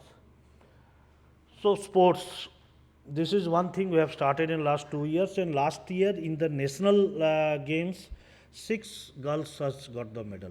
And no doubt, I have personally gone and observed this talent of this in our academy. We have started a sport academy in archery and in this short running. Definitely here they will play the international, and no doubt the Olympic also from India. The talent is very good. They have never been exposed, they have never been trained. That's all. That's talking about. I think these particular things will not only bring the green revolution in the mining, but definitely in the metal sector by using this iron ore. And Lloyds has just started this. We have spent a lot of money. I am not mentioning the number, but in R&D we have spent almost more than 100 crores till the commercial yet to come.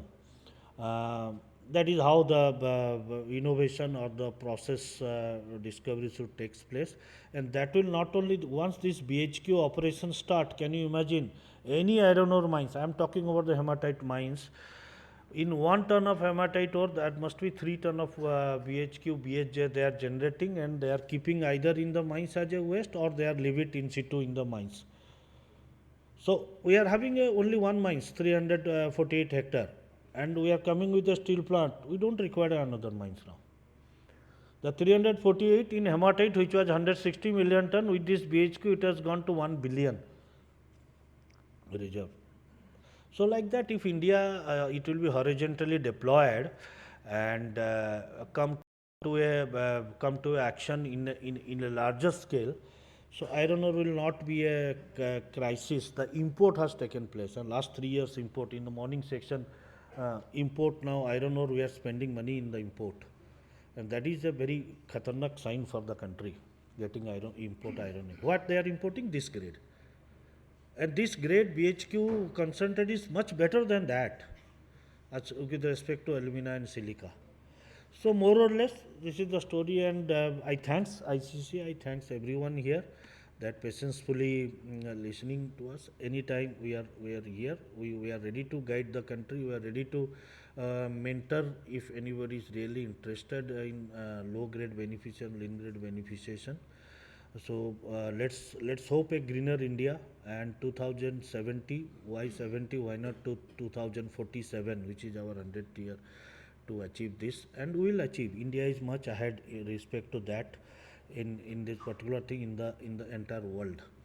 Thank you very much. Thanks.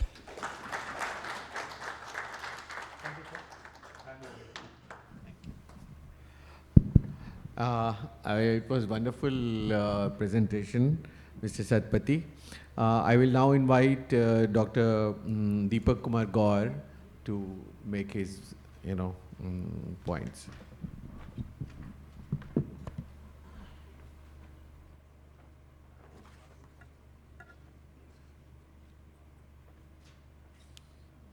Good morning, everyone.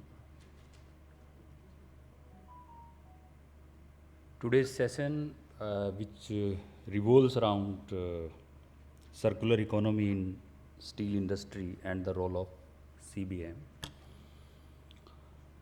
So last few years, when European Union started this concept of CBA, they wanted to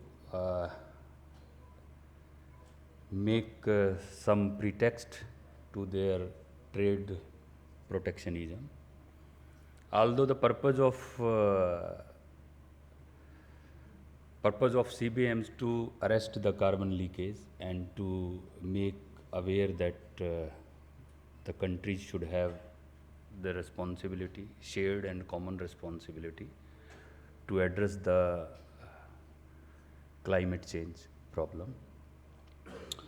Now, so far as India is concerned, the challenges in circular economy for India, we have transition, or rather we are in a journey to transit from linear, where we take, make and dispose theory, to the circular economy theory, where we reduce, recycle, reuse, so that the resources can be minimized and more can be utilized to avoid the resource depletion. Same way, in the morning I was listening to many Sharma ji briefed about this, how we can transit from normal steel production to this green steel production. We can target 10% every year. We can achieve first 10%, and its journey. The major bottleneck in circular economy, what India faces, there are two major challenges. One is the availability of scrap, limited availability of scrap. For stainless steel, definitely we have scrap and other elements where we don't use carbon intensive like hot metal or other things. But in normal carbon steel and alloy steel, we are using lot of hot metal. If we see, we are producing around 145 million ton of steel. Out of this, around 60% is through blast furnace route. So at random we cannot change, we cannot replace everything by green or, but definitely its journey. We have taken target that by 2070 we will be net zero, and definitely the steel industry, three sectors which are more for carbon intensive, that is steel, aluminum and cement. So these are the three sectors where the burden of this transition will be more. So transition, whenever there some challenges are there, opportunities are also there. So it will make us more competitive, but definitely the challenge is cost also. We have to invest in technology and R&D to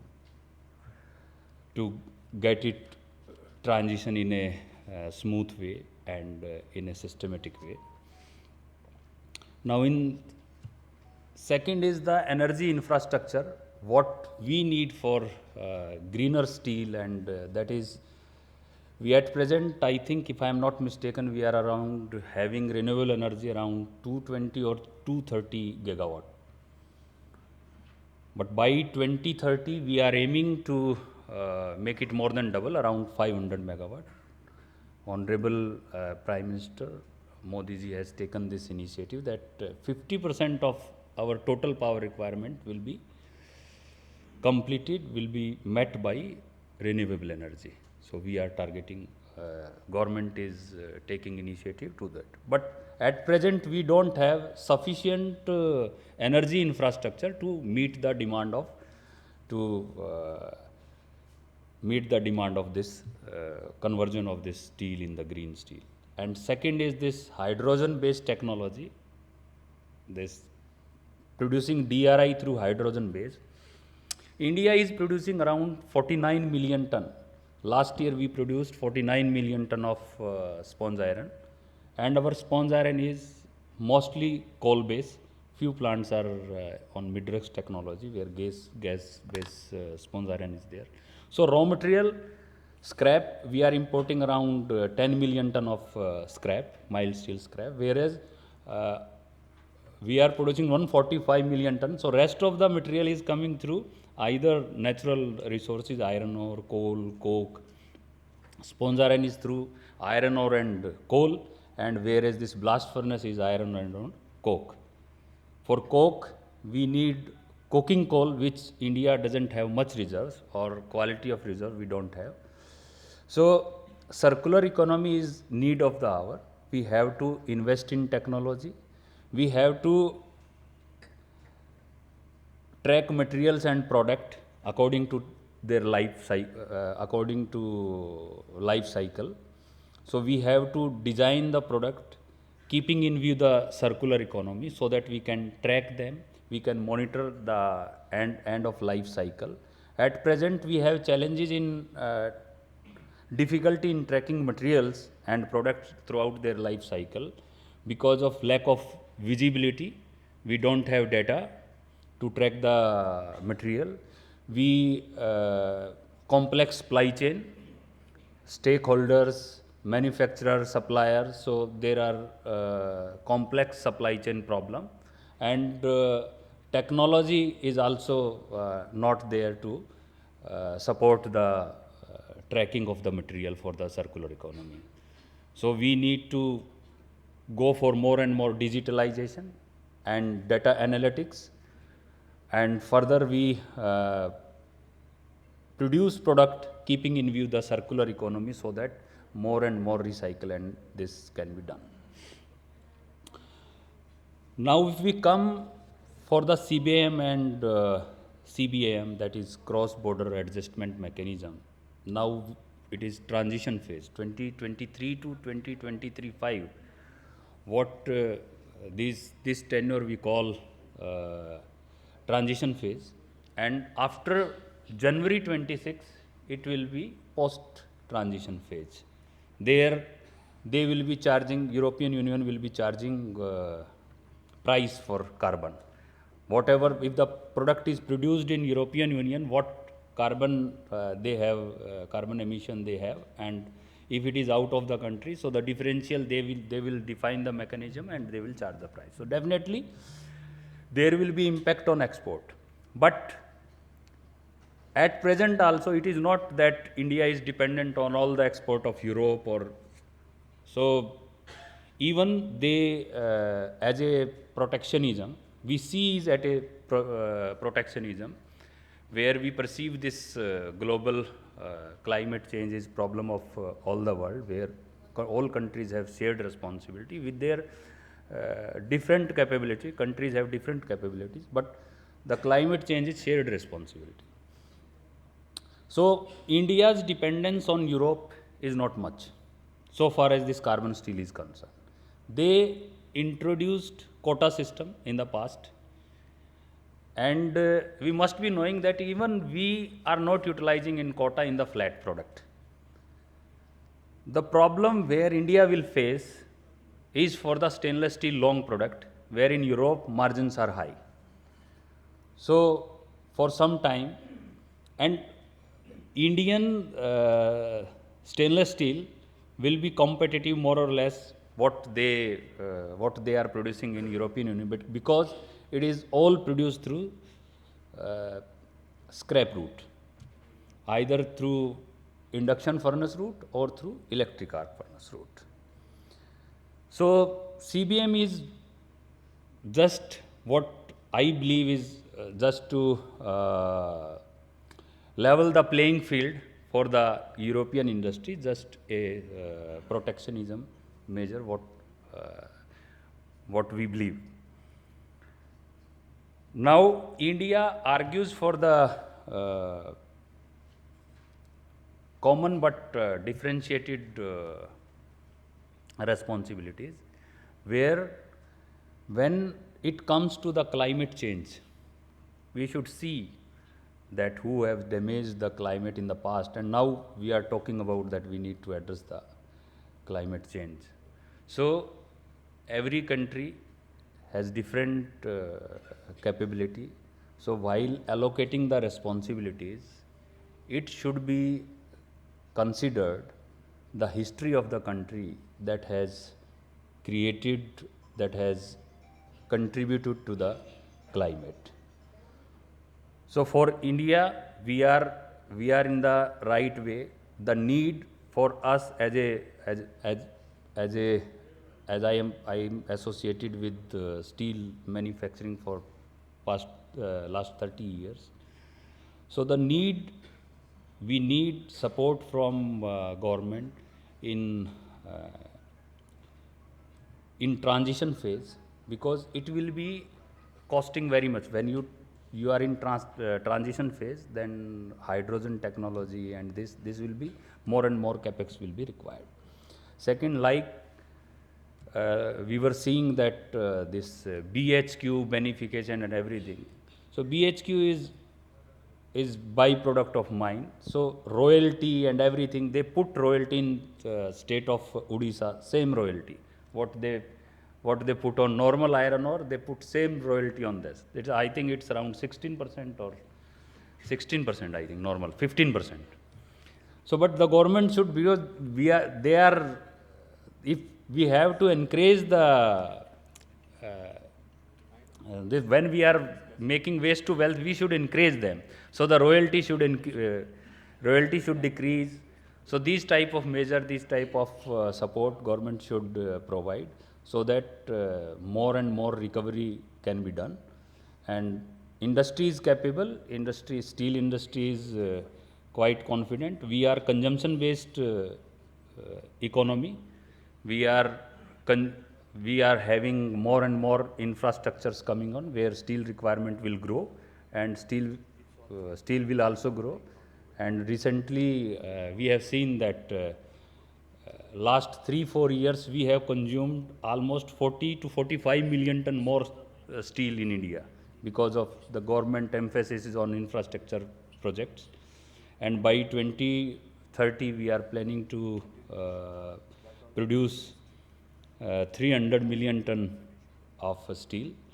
May not be 300, but we will be achieving around 230, 220 realistic target.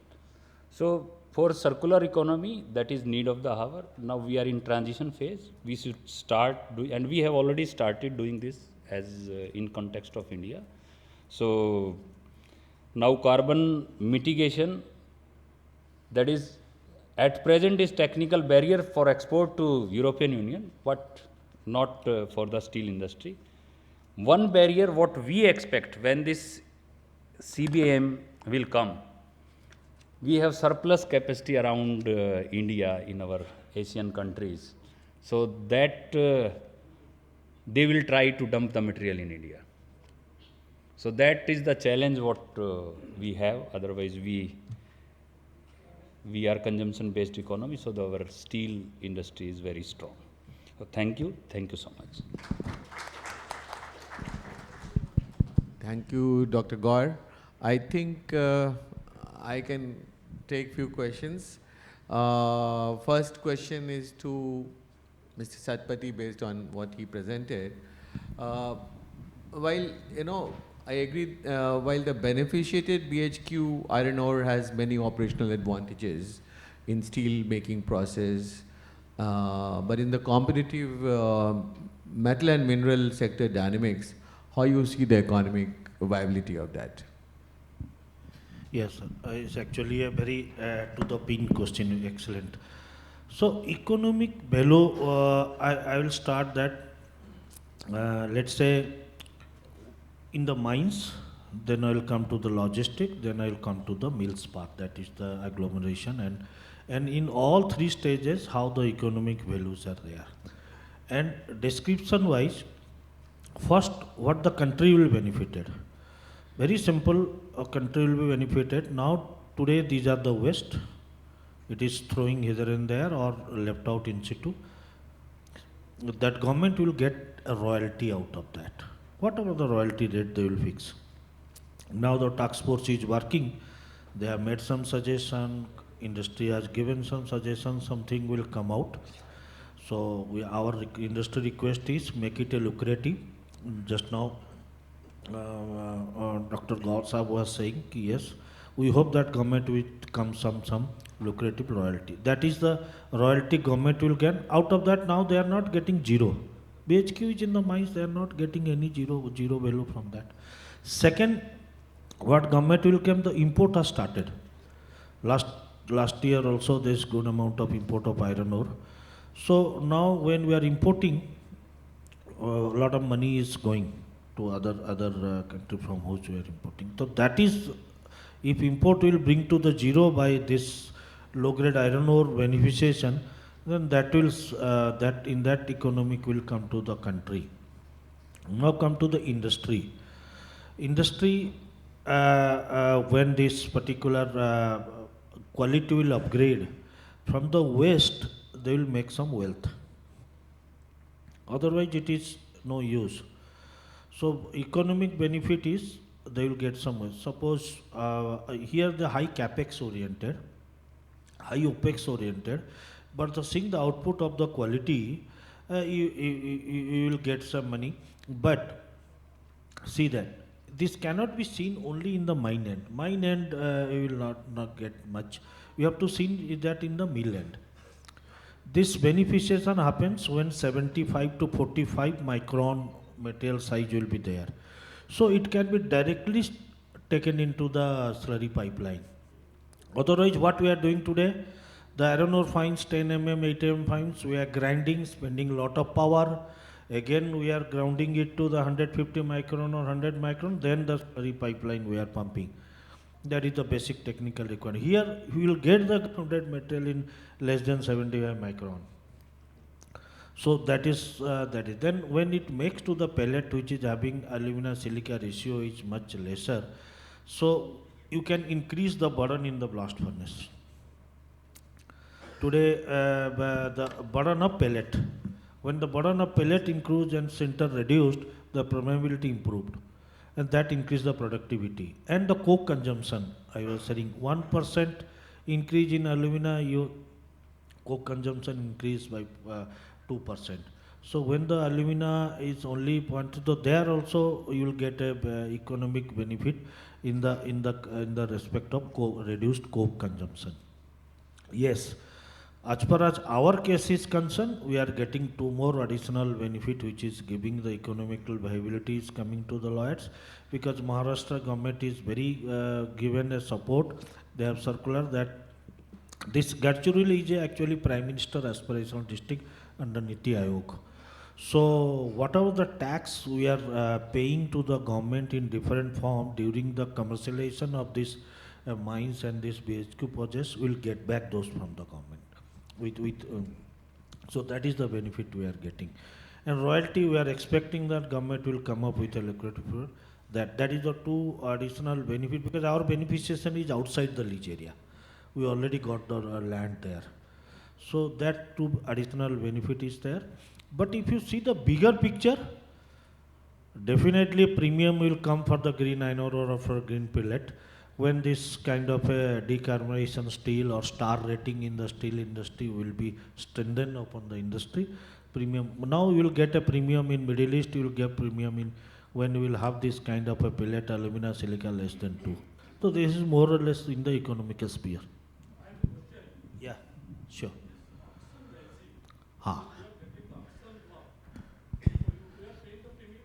No, this is this is a non-premium.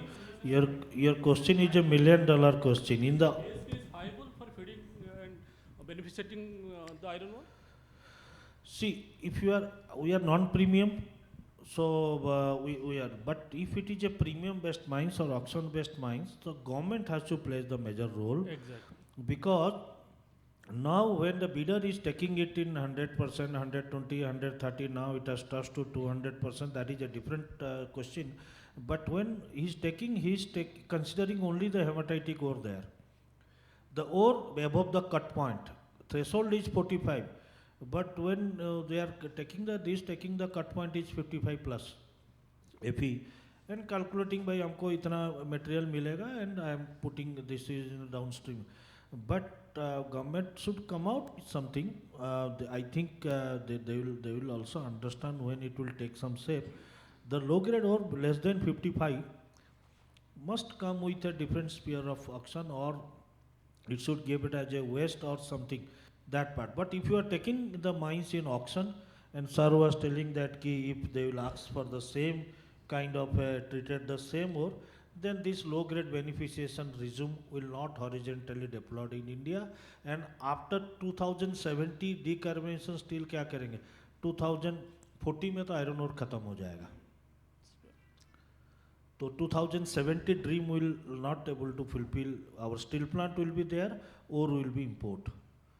In this scenario, I feel we should engage with the government, both government. We are and government engaging. of A India. task force has made. Okay. I think a lot of leading industries are we are- also. They should not. Sir is there. They should not put the same premium as like iron ore. But Yeah, we are already engaging with government, and it's a fact. There are number of factors what he has mentioned in addition to what see the way calculation is done, and when he said that he is doing beneficiation outside, because in case you do inside, whatever is the grade which you may have used, they will take for the highest grade.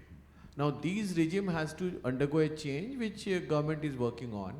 Secondly, when it goes out, the entire material, input material is taken for the calculation purpose, when it goes out. So that's another issue. Land is a challenge. Tailing is a challenge. It's not easy, it's a wonderful job. But let me ask you one related question before I go over to Dr. Gaur. What are the critical success factors for you and your team that you have identified and dealt with, which has made you so successful? It's a great achievement, I would say. No, one point you have touched, tailing management. Because here the yield is 35 to 38% or max of 40% recovery, so 60% is waste. Tailing management is one. So how we have handled this? Again, technical approach to that. Again, God gifted this BHQ. BHJ have no clay, no limonite, no lateritic. So it is very good to filter. Very good to filter. So we have done the different filter, vacuum filter, weld filter. So we are coming with the filter plant, all the tailings, it is a money.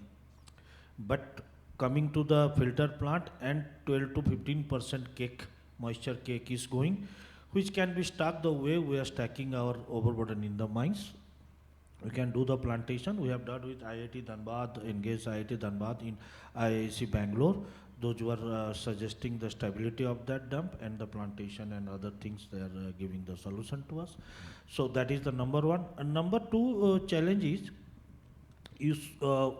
we should have the risk-taking ability. When we have started this, we have spent crores of money in the exploration or in the drilling of BHQ. Normal drilling is taken 5,000 to 6,000 rupees per ton of exploration drilling. Here it is 22,000 to 25,000. Where BHQ is hard, BHQ is hard. So risk taking, that time it was purely risk. When the lab scale result has come, R&D result has come, so it has a convert to opportunity. Now when the pilot scale, we have operated 1 year and got all the confidence, we have built up a skill force, all these things, now it is opportunities converting to a business. So we are now in the business mode. So risk taking ability hona chahiye, who is the owner or chairman of that, ki yes, and that is there with the Lloyd's management, that help us to bring to this entire thing to a commercial mode. Thank you, sir. Yes, sir. Sir, why are we Can you just importing? introduce yourself before. I am Anil Verma, Chairman Anand Group. Why are we importing stainless steel scrap, roughly 1.30 million ton, and 10 million of MS scrap? Why are we importing it, and which shape we are receiving it? And what do we do with that? Sir, I think. Okay. Okay, you can. Dr. Gaur. Actually,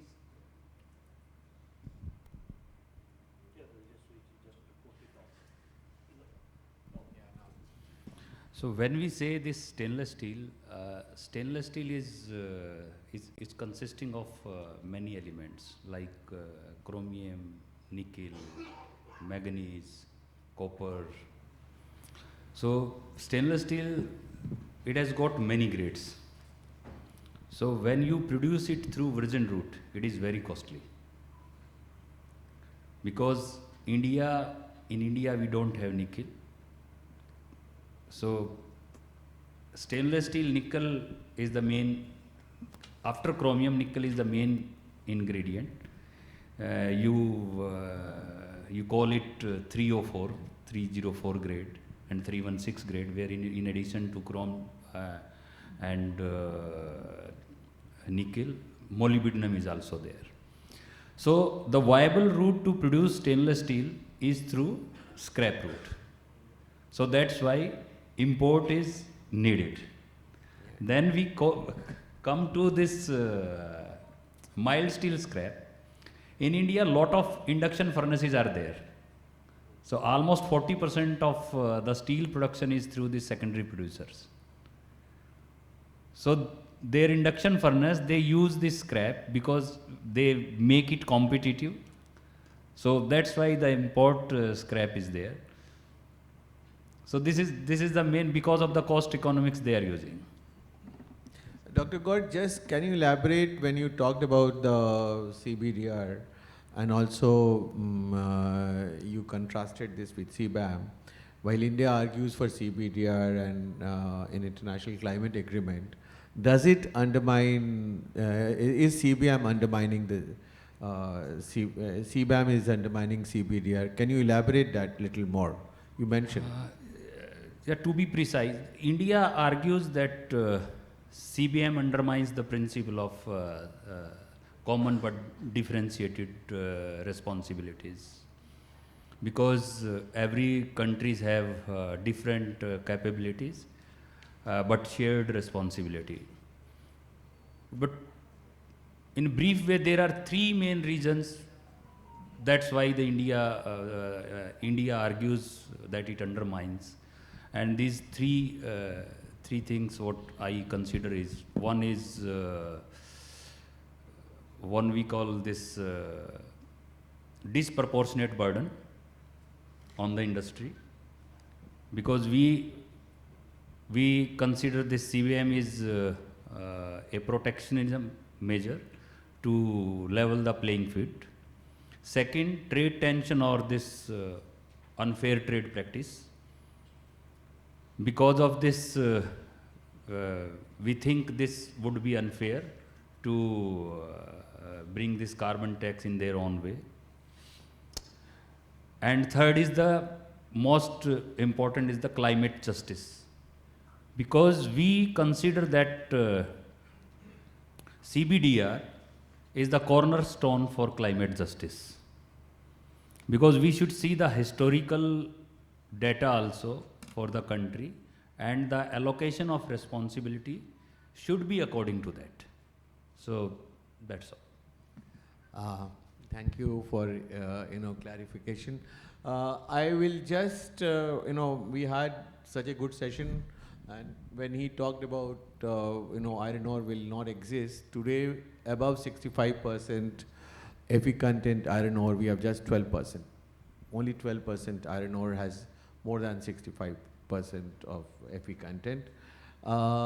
Interestingly, India has, when you talked about CBDR, rightly so, because 4% is the India's emission contribution to the global environment, while we are home to 17% of population.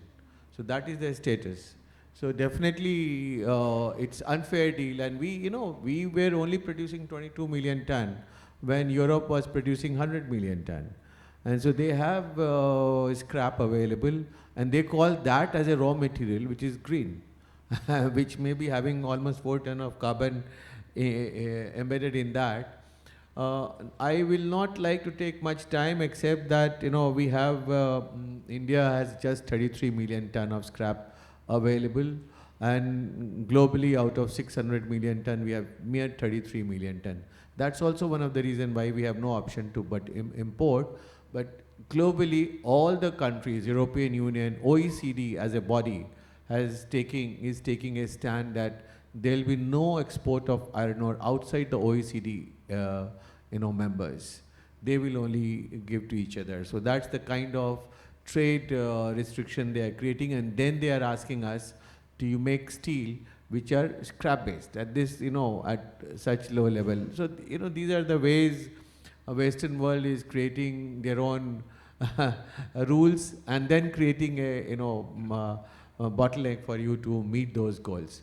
But I was happy to hear the way Mr. V.R. Sharma had explained today morning, and the way you are talking about. We were all these days thinking that DRI is the only solution for India to grow in a green steel segment, and we will require 67 to 68%, because for hydrogen to be used as a as a material reducing agent, we need very high grade of iron ores, almost 67 to 68%. European Union is working on that direction only. Interestingly, if you look at even coking coal, we have a very, after another 3-4 years, the hard coking coal availability will be very low. And it may, as per the Wood Mackenzie, they have projected that by 2050, there will be 35% of gap between the demand and supply. So these are all critical situations. I think we are living in a very, very difficult world where challenges every day as we go ahead, we are going to face more and more challenge and new challenge. Like, when we talked about he is comfortable in reducing the carbon, but now UN just about few months back, they are now talking of other GHG emission, which is very important for the mining area. So it's not only the carbon they are talking about. So these are the challenges we are going to face. We will not have enough coking coal, which we are expanding in blast furnace, how to go about it. So it's a very challenging phase. Issue is where to invest, what mix of decarbonization levers or mix of production technology we adopt, when to invest, do we adopt fast-paced basis or wait for government to make mandates so that there are consumers for the green steel. Can export be the basis for such huge investments? How much to invest? I mean, relation between the investment or consequential, levelized cost of steel. Are people ready to pay that extra cost later? These are all the questions, and it's a government is talking about, they can't invest, they have to grow, they have certain minimum budget, they cannot invest more than this money for infrastructure, then they will not like to invest more money for green steel. So we are in a very catch-22 situation. So let us see how and who pays for it. With that, I'll thank my panelists for having taken us through a wonderful session. Thank you. Thank you all. Thank you, Mr. Sahai. We have been holding you back since morning, but I think that's a wonderful session which you've conducted. I would also like to thank Mr. Satpathy and Mr. Gaur, Dr. Gaur for being with us. We'll close the session now. Before that, I would like to honor everyone with a humble token of appreciation. Thank you very much for that.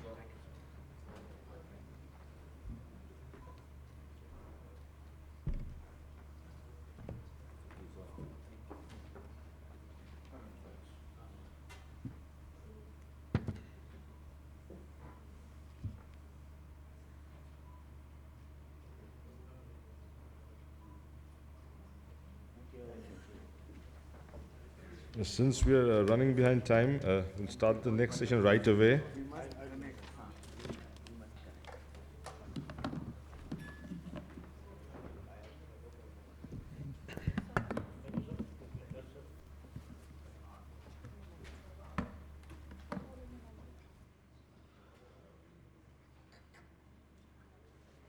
Up on stage, Mr. Rudra Narayan Pati, Director Consulting from Deloitte, Mr. Amit Tyagi, Head Environment and ESG, Vedanta, and Mr. Devendra Vyas, Head of Technical Services, Desvik India, who kindly join us.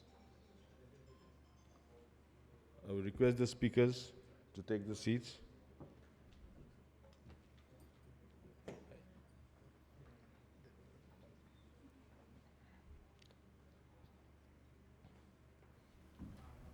The session is on non-ferrous metals and their carbon footprints, and it will be conducted by Mr. Rudra Narayan Pati from Deloitte. It's over to you. Thank you, everyone. Difficult task of conducting a session which is pre-lunch, so we'll try to keep it as exciting as possible because the topic is pretty exciting, right? One, obviously, throughout the day we have touched upon different aspects of metals, mining, etc. But the point of view that we want to generate from this session is, in my view, more of implementation, how we are going about it, what are the challenges, and what are the issues that we are trying to solve at present. From a consulting experience, the kind of work that we do with varied clients is across the value chain. Hence, this topic for me is more understanding how non-ferrous metals, aluminum, copper, etc., their overall footprint, different carbon footprints that come out of it, and then how do we envisage a roadmap which will reduce the carbon footprint, right? So if you see the manufacturing overall value chain, let me divide it into three parts for ease of understanding. One is pre-manufacturing, manufacturing, and post-manufacturing. Pre-manufacturing, with the sector perspectives that we have gained, is more, mining, extraction, different elements that come with it. Manufacturing is hardcore manufacturing, and then post-manufacturing is let's say mostly logistics. And across the value chain, there will be different elements and participants who will be either recipients of logistics, inbound logistics, or recipients of outbound logistics. Now, typically, if you look at the pre-manufacturing stage of the value chain, we have seen a lot of experts talking about, the different regulations that are need of the hour, the different participants, the different manufacturing processes, the different support from a tech perspective that are needed, right? During manufacturing, again, I would like to subdivide the overall manufacturing process into three parts, basically, which help us evaluate the overall productivity or the throughput of the manufacturing plant. The three sub parts would be, let's say, overall availability of the plant. The second part would be performance. The third part would be quality. Starting with availability, how do you keep the plant available? How do you ensure less changeovers? How do you ensure that your people are available? How do you ensure that we adhere to principles of TPM? Because all of this will have a humongous amount of effect on the overall carbon footprint that we generate. The second part is more on the performance. The machine has been designed for X performance. We are, operating at Y, where Y is definitely less than X. What are the reasons? There will be tech reasons, there will be operational reasons, there will be manpower reasons, right? And then overall quality, the more amount of rework, the more amount of scrap, the more amount of recycling efforts that will be required. Obviously, a lot of work is being done on the recycling front. However, the overall motive from a power consumption standpoint also is to reduce scrap, right? From a post-manufacturing standpoint, if we are talking about overall logistics, are we using FTL? Are we still hung on LTL? Full load using larger trucks for route optimization, network planning, etc. Are we using electric vehicles in this industry? Is there an opportunity? Is there a white space? So these are some certain themes that are coming to my mind. So from a personal standpoint, I think this entire issue of generating lesser carbon footprint is to look at the entire value chain from a supply chain perspective and not dividing the value chain into buckets or bucketizing themes, because then most of the time it will be very, very isolated win and not a win for the entire industry or the entire scope that we are talking about. Also, I've seen a lot of vendor development that happens across the value chain, but typically the onus is on the bigger players, and I have the panel over here with me who will talk more about that. And then companies like Tata Steel, Vedanta, they have a lot of things to do which are doing, whether it is vendor development, whether looking into white spaces. The risk taking ability, I would assume, is far higher than some of the other participants across the value chain. Hence it would be interesting to see their view as to what they are doing and the kind of roadmap they are envisaging for themselves. Also, I would reflect on the issue at large. What is the issue mainly? What kind of efforts are being done, again, across the value chain? What support do we need from the government? And I'm sure there are tons of that. And then technically, where are we? What is the maturity? And how do we see ourselves in the next 15, 20 years as we grow in this journey of reducing carbon footprint? So with that introduction, I would invite Amit Tyagi sir to reflect on some of the pointers that he already had in mind, and maybe certain things that he had heard throughout the day, and maybe some of the thoughts that I was able to put forward. Amit Tyagi sir, thank you.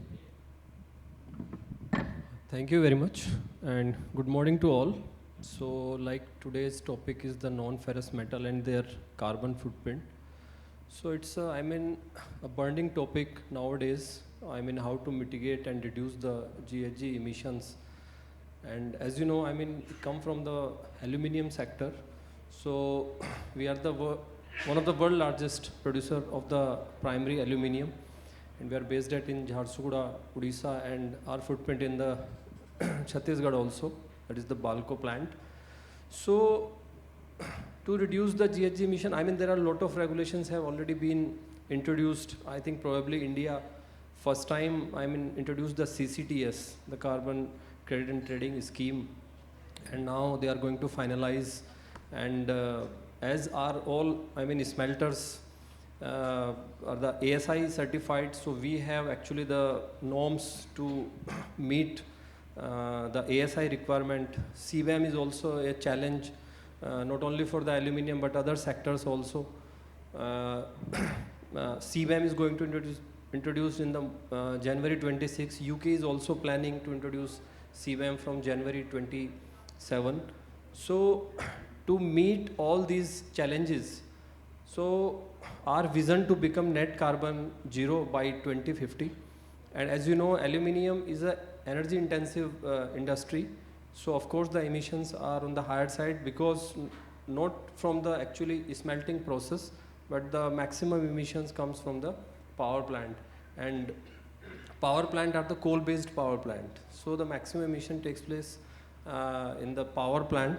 So our vision to become the net carbon zero by 2050, and we have already started and implemented lot of project to mitigate the GHG emissions, like graphitization of the cathode, the inert anodes, which is going to come up in mid 26, and now we are exploring and making a roadmap how to achieve our this one vision.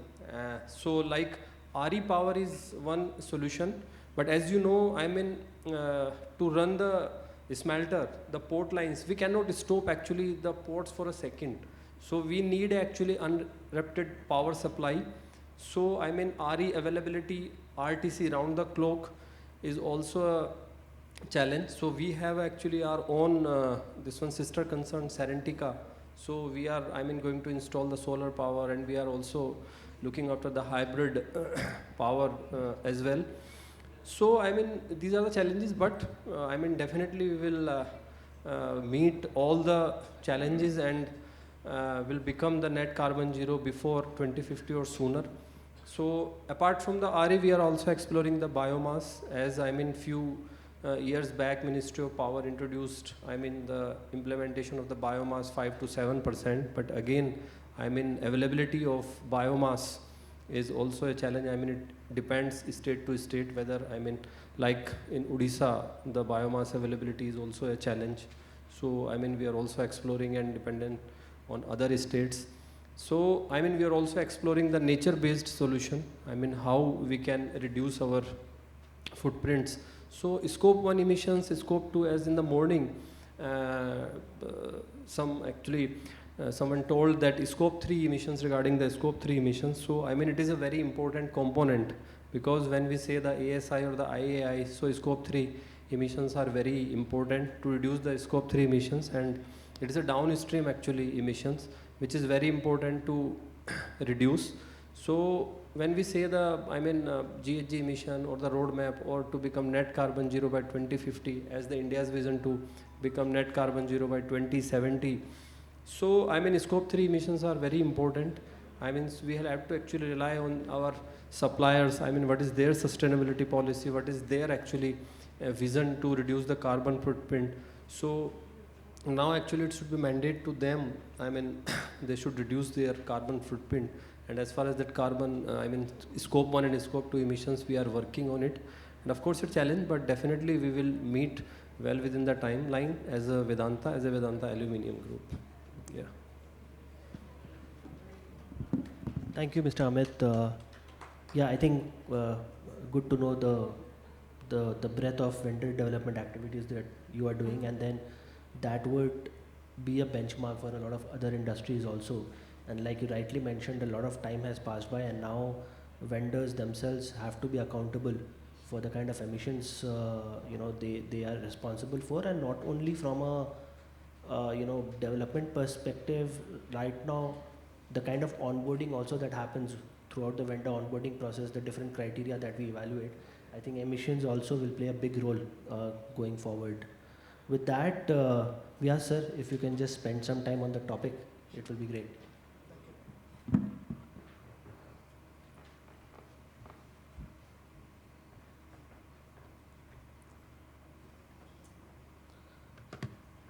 Good afternoon, everyone.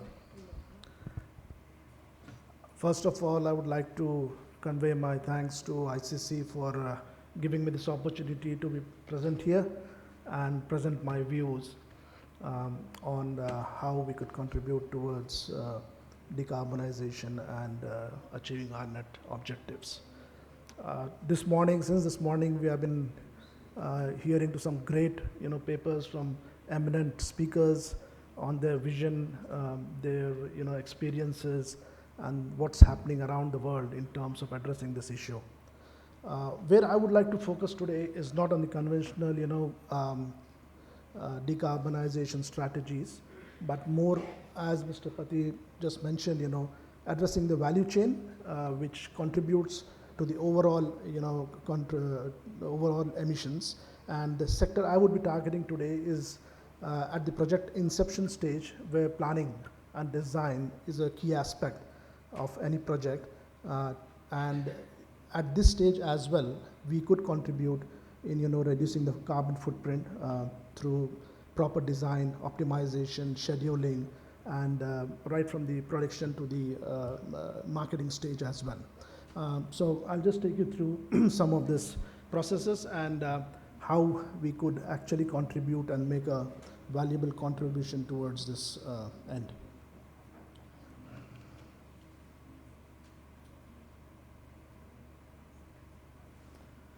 First of all, we always start off with the safety talk, which I think is pretty important in our every day-to-day life.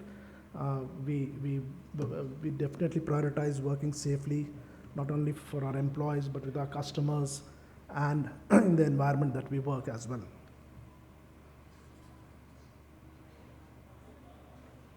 So I'll be just talking about how, in terms of mine planning, because most of the raw materials that we source for steel manufacture is through some process of mining, and how this could contribute towards decarbonization.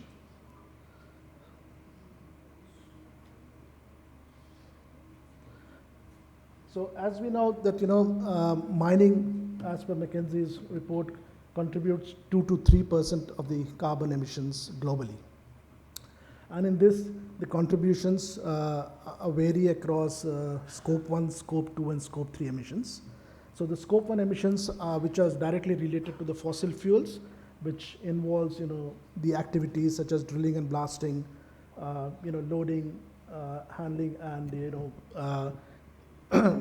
conveying the material from the pit to the beneficiation plant or to the stockpiles.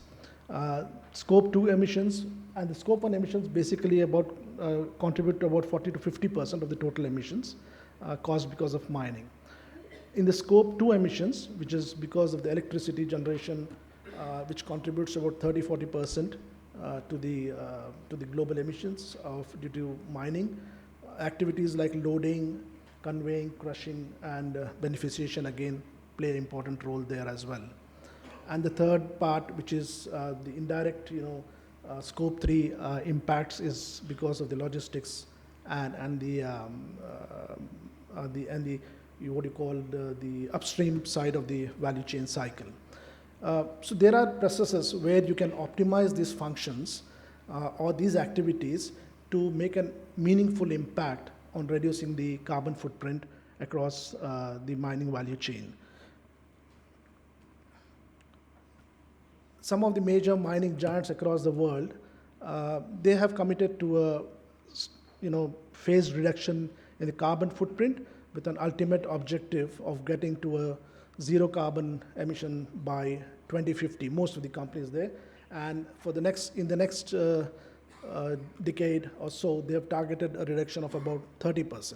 And these companies, their targets are not just for any particular country, but these are global companies, and that's the total emissions across their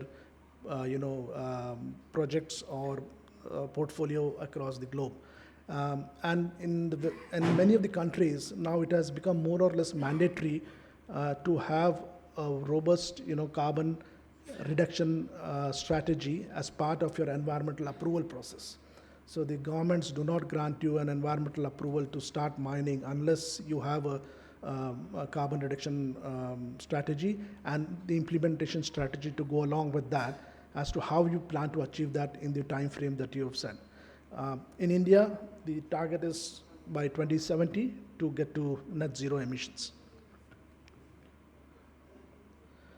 So when I was speaking about the mining value chain, it starts right from the point we start digging to moving the material to your stockpile, blending, then refining and processing it, and then basically shipping it or marketing it.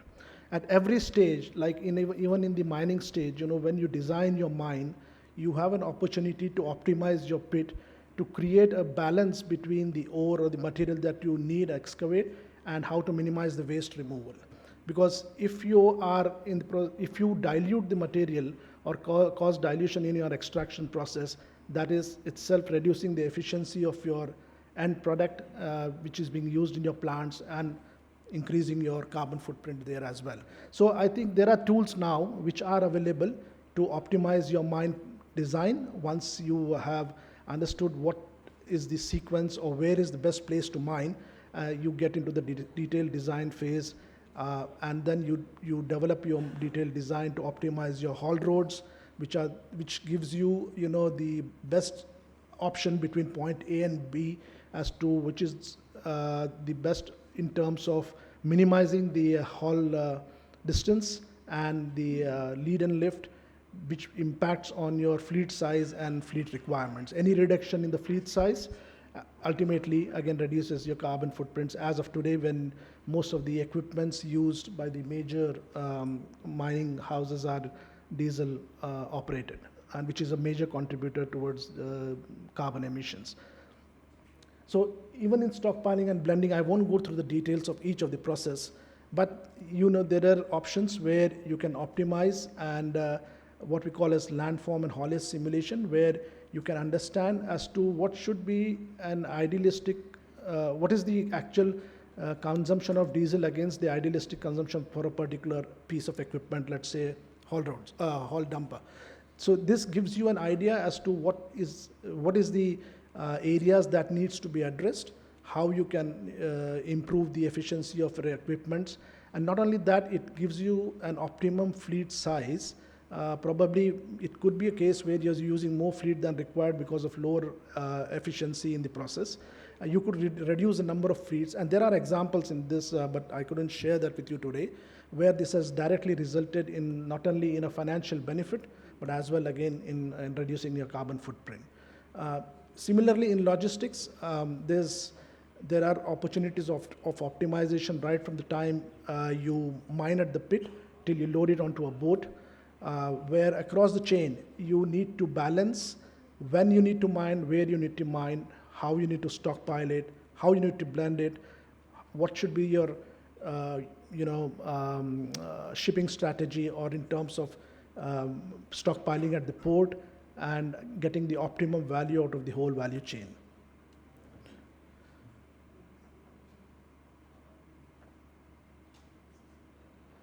As I mentioned earlier, it's very important to know what to mine. You need to be aware of the quality or the areas where you need to mine, because any dilution that it causes impacts on the overall productivity and efficiency of your operations.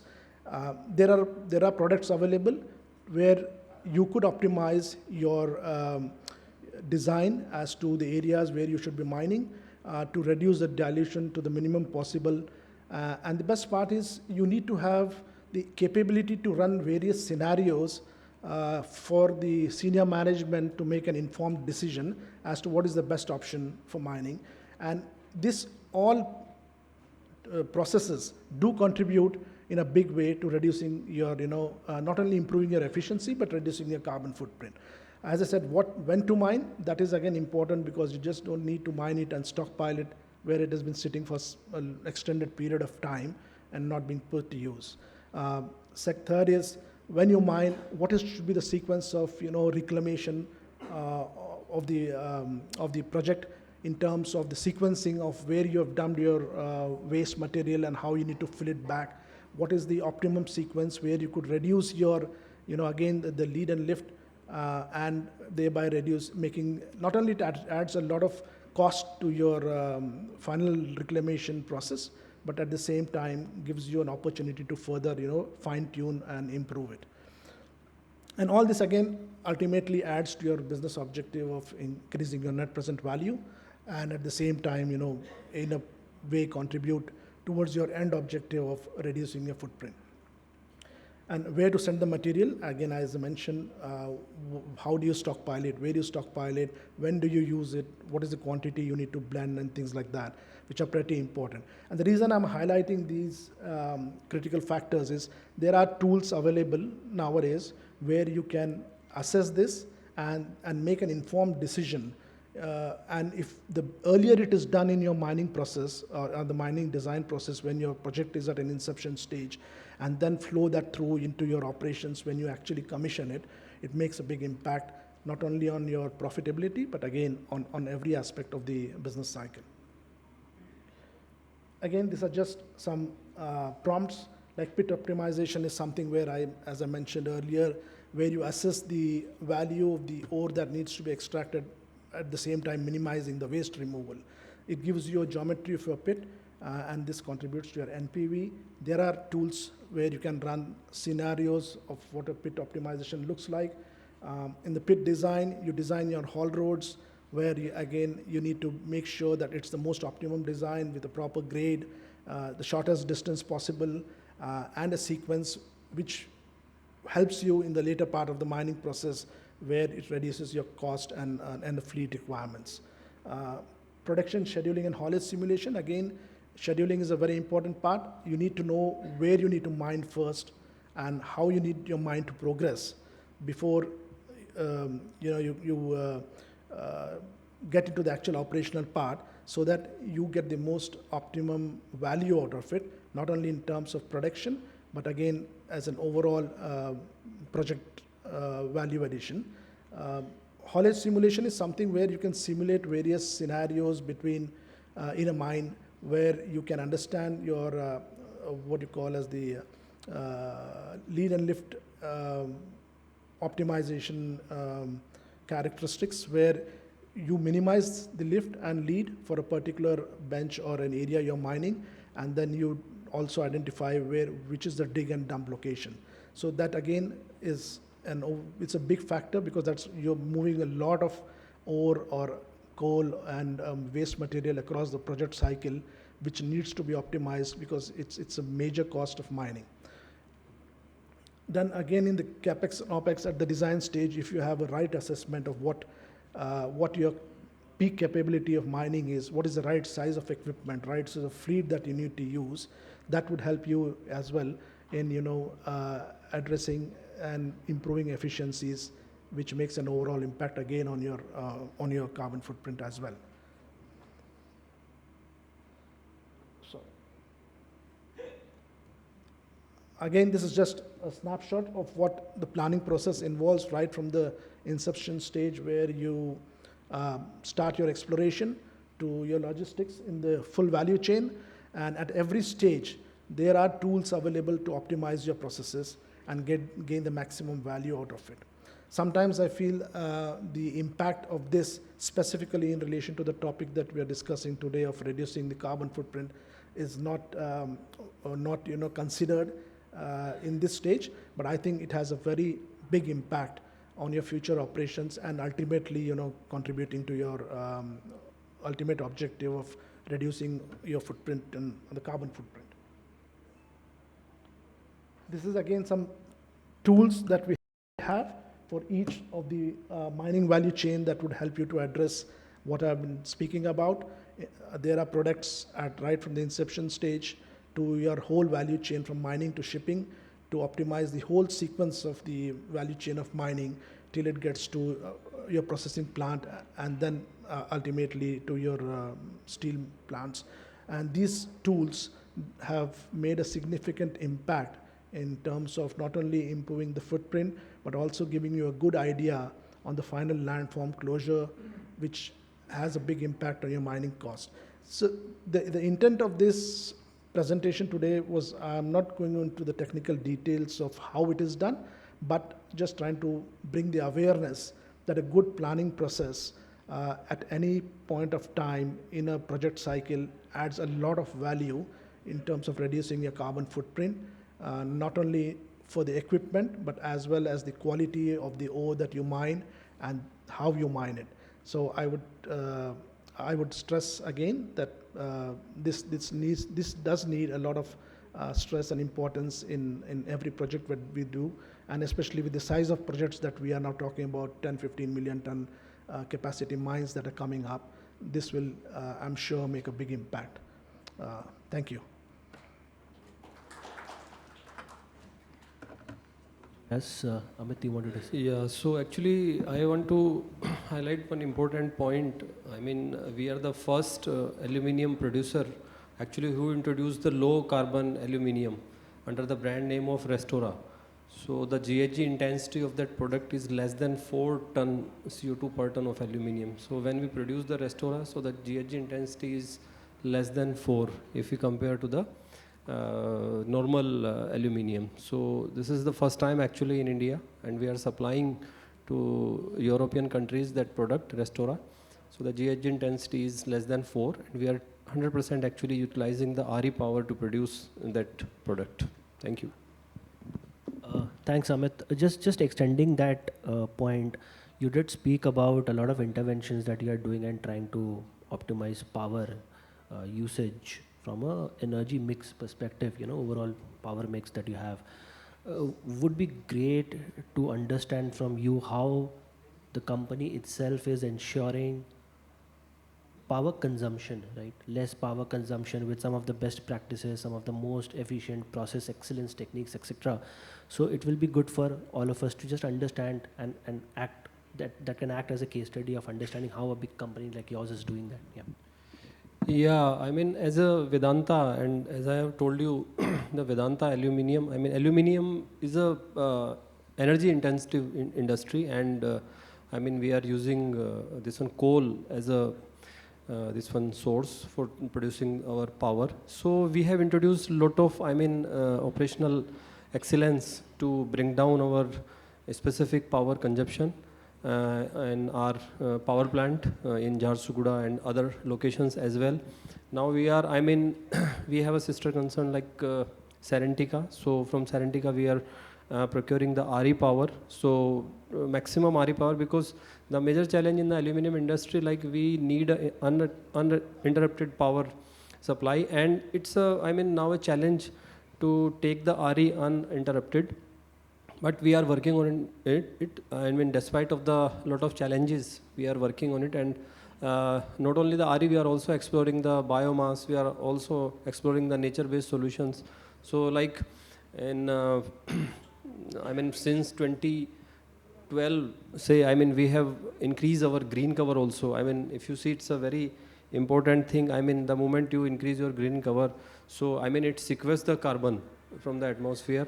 So till date, I mean, we have done lot of carbon sequestration through our plantation. So our this one approach is, I mean, we are not going to depend on only on the RE, but we are also exploring the nature-based solution, how actually we can reduce our carbon footprint and operational excellence as well. I mean, making the modifications to enhance or improve our specific power consumption. Thanks, Amit. Just going to Mr. Vyas, you mentioned a lot of points on planning and design, etc. And then you mentioned, the overall impact. If you could just let us know, how are you tracking it? Because we do a lot of things, but then probably miss out on tracking. At the end of the day, we can only measure what we are able to manage. And for that, I think a robust tracking methodology across, again, the value chain becomes very, very, very imperative, as if I can use that word. So any thoughts on that? Yeah, thanks. That's a really good question. As I mentioned, we are working with a lot of clients internationally as well, where we are involved in their design and planning process, where we have shown substantial, reduction in the fleet size, number of equipments required against their targets. And then we translate that not only into an economic benefit, but we know that if you're using a diesel truck which emits X amount of CO2 per kilometer or whatever parameters it is, by reducing the number of trucks, the direct impact in reduction is X. But however, because of some confidentiality agreements that we have with the clients, I wouldn't be able to publicly disclose that. But yes, we have, in our dealings with the clients, translated that into meaningful impacts. I think with that, it's now an open house. Anybody, any thoughts? Yes, sir. So if you can just introduce yourself and then ask the question.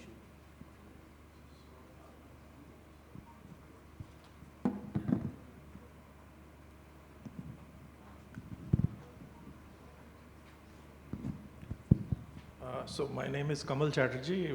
I'm from A&B Global Consultant, South Africa. With me, my colleagues are there, Dr. Heather and Mukul. So we are in the same space, we are the users of the softwares for mine planning and optimization, basically. And I was typically, reacting to Mr. Vyas when he was presenting something. There's plenty of potential these days. With AI and ML interventions also in optimizing your schedules and doing a minimum, damage to the environment, so to say. Mining is a damaging industry, but how do you contain it at the planning stage is more important. So it is a function of, and Mr. Satpathy knows it, how much you want to invest in the planning stage. That call has to be taken by the entrepreneurs, or the companies, corporates. It's very difficult because they don't want to spend money to, being from Deloitte, that they would like to spend the least amount of money. But the versatility of the software, we are currently users of data mine, but we are graduating, we are training our people to Deswik as well. And we are trying to reform the, planning system in a much more integrated manner. But the end results of, whether profitability, planning are immense in terms of, if you want to optimize. Only issue sometime in Indian context is lack of data.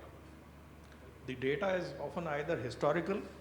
Not much companies would like to delve into the mineralogy and chemistry and the liberation sizes, which Lloyds has to done some extent. That kind of investment very few companies have done. So they look at the current IRR. Babuji will look at my IRR, is it going down or going up? That's his main concern for the first 5 years. But if you look at 10 years, 15 years hence on a sustainability, if you can increase your life of mine by this optimization by 5 years, I can tell you the impact on the environment would be significantly more positive. So that is what, it's not a, any question, but yes, we have to think about, how to align the planning process so that the right kind of planning is there and it's dynamic with your changes in the, market and demand, in energy prices, everything. So it's a quite integrated system, but yeah, we would like to explore more.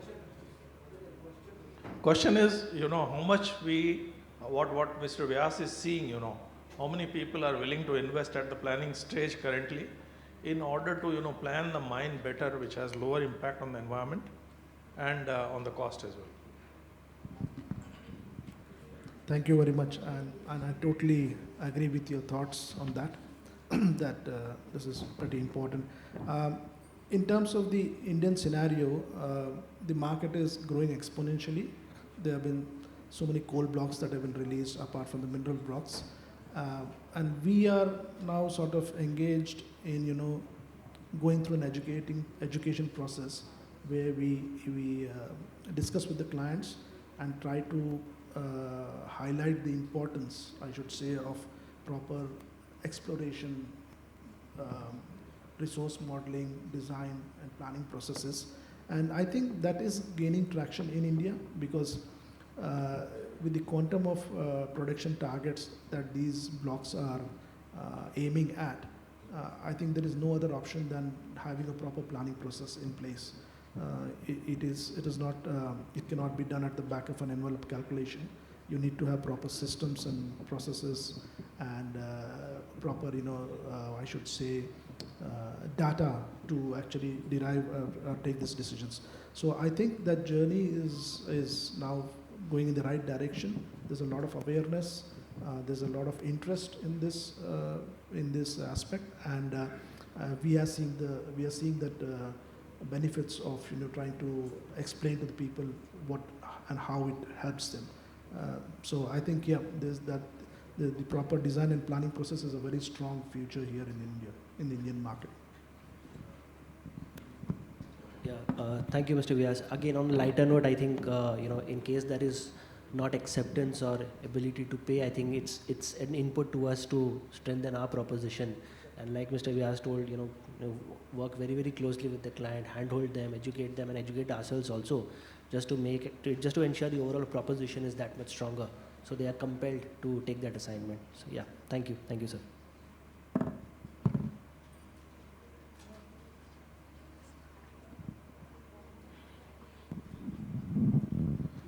myself R.R. Satpathy from Lloyds. So this concept was understood by all the Indian miner very well, ki how this mine planning is going to help, not only scientific mining, that is money also. But you know the what is the bottleneck? Bottleneck is small aerial auction, 50 hectare, 100 hectare, 150 hectare mining, 200 hectare. This kind of a concept really will pay back us if it is a long block. So one of my question to, maybe this is the forum, ICC through forum, we should go for a long block auction in India. So that this type of concept will come up very, mining engineers understood this subject very well. So that is only my request with this forum, how to switch from this small block to a long block auction. Let it be auction reserve, no issue, but in the long block rather than a small block. How many numbers of block we have auction is not to the KPI. How much area the single, if you remember in agriculture also, that is the, once the Chakbandi has done, then the productivity has improved in India. Like that we have to think in mining. Concept is very well accepted. Thank you.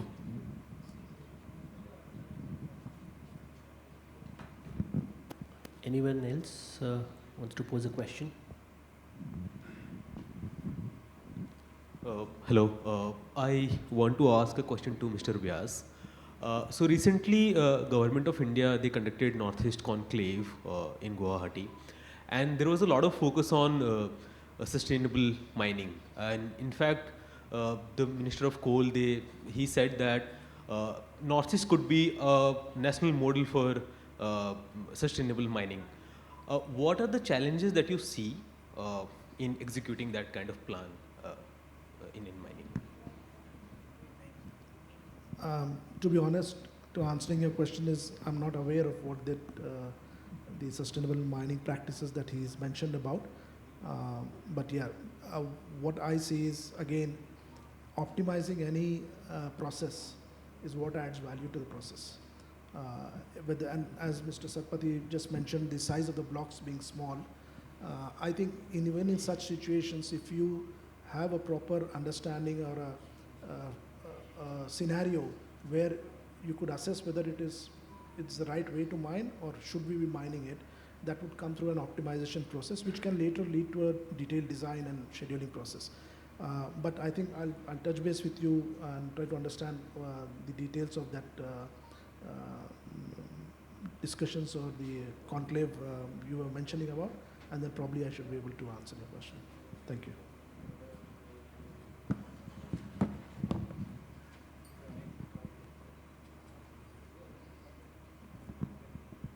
So if there are no further questions, yeah.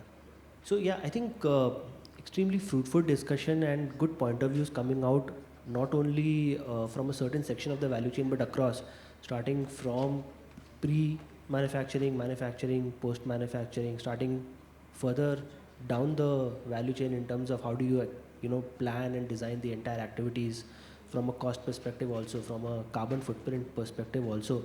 And then I think Amit sir was giving a lot of real life examples that have been put in place with respect to what Vedanta and some of the other companies are doing. So I think that is how we would like to end the session. And I would like to thank both Mr. Vyas and Mr. Amit for the guidance on the discussion. Thank you so much.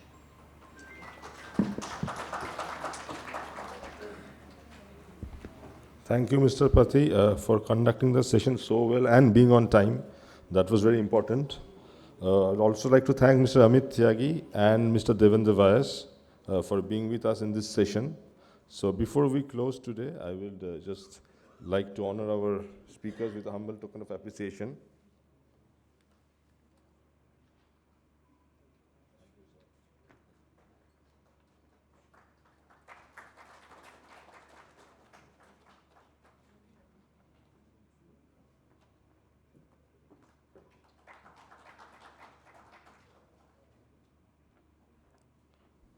We'll end the conference here. So before we break for lunch, I would like to thank all our delegates, speakers, friends from media for being with us since morning. And we look forward to meet you once again in the 15th edition next year. Thank you.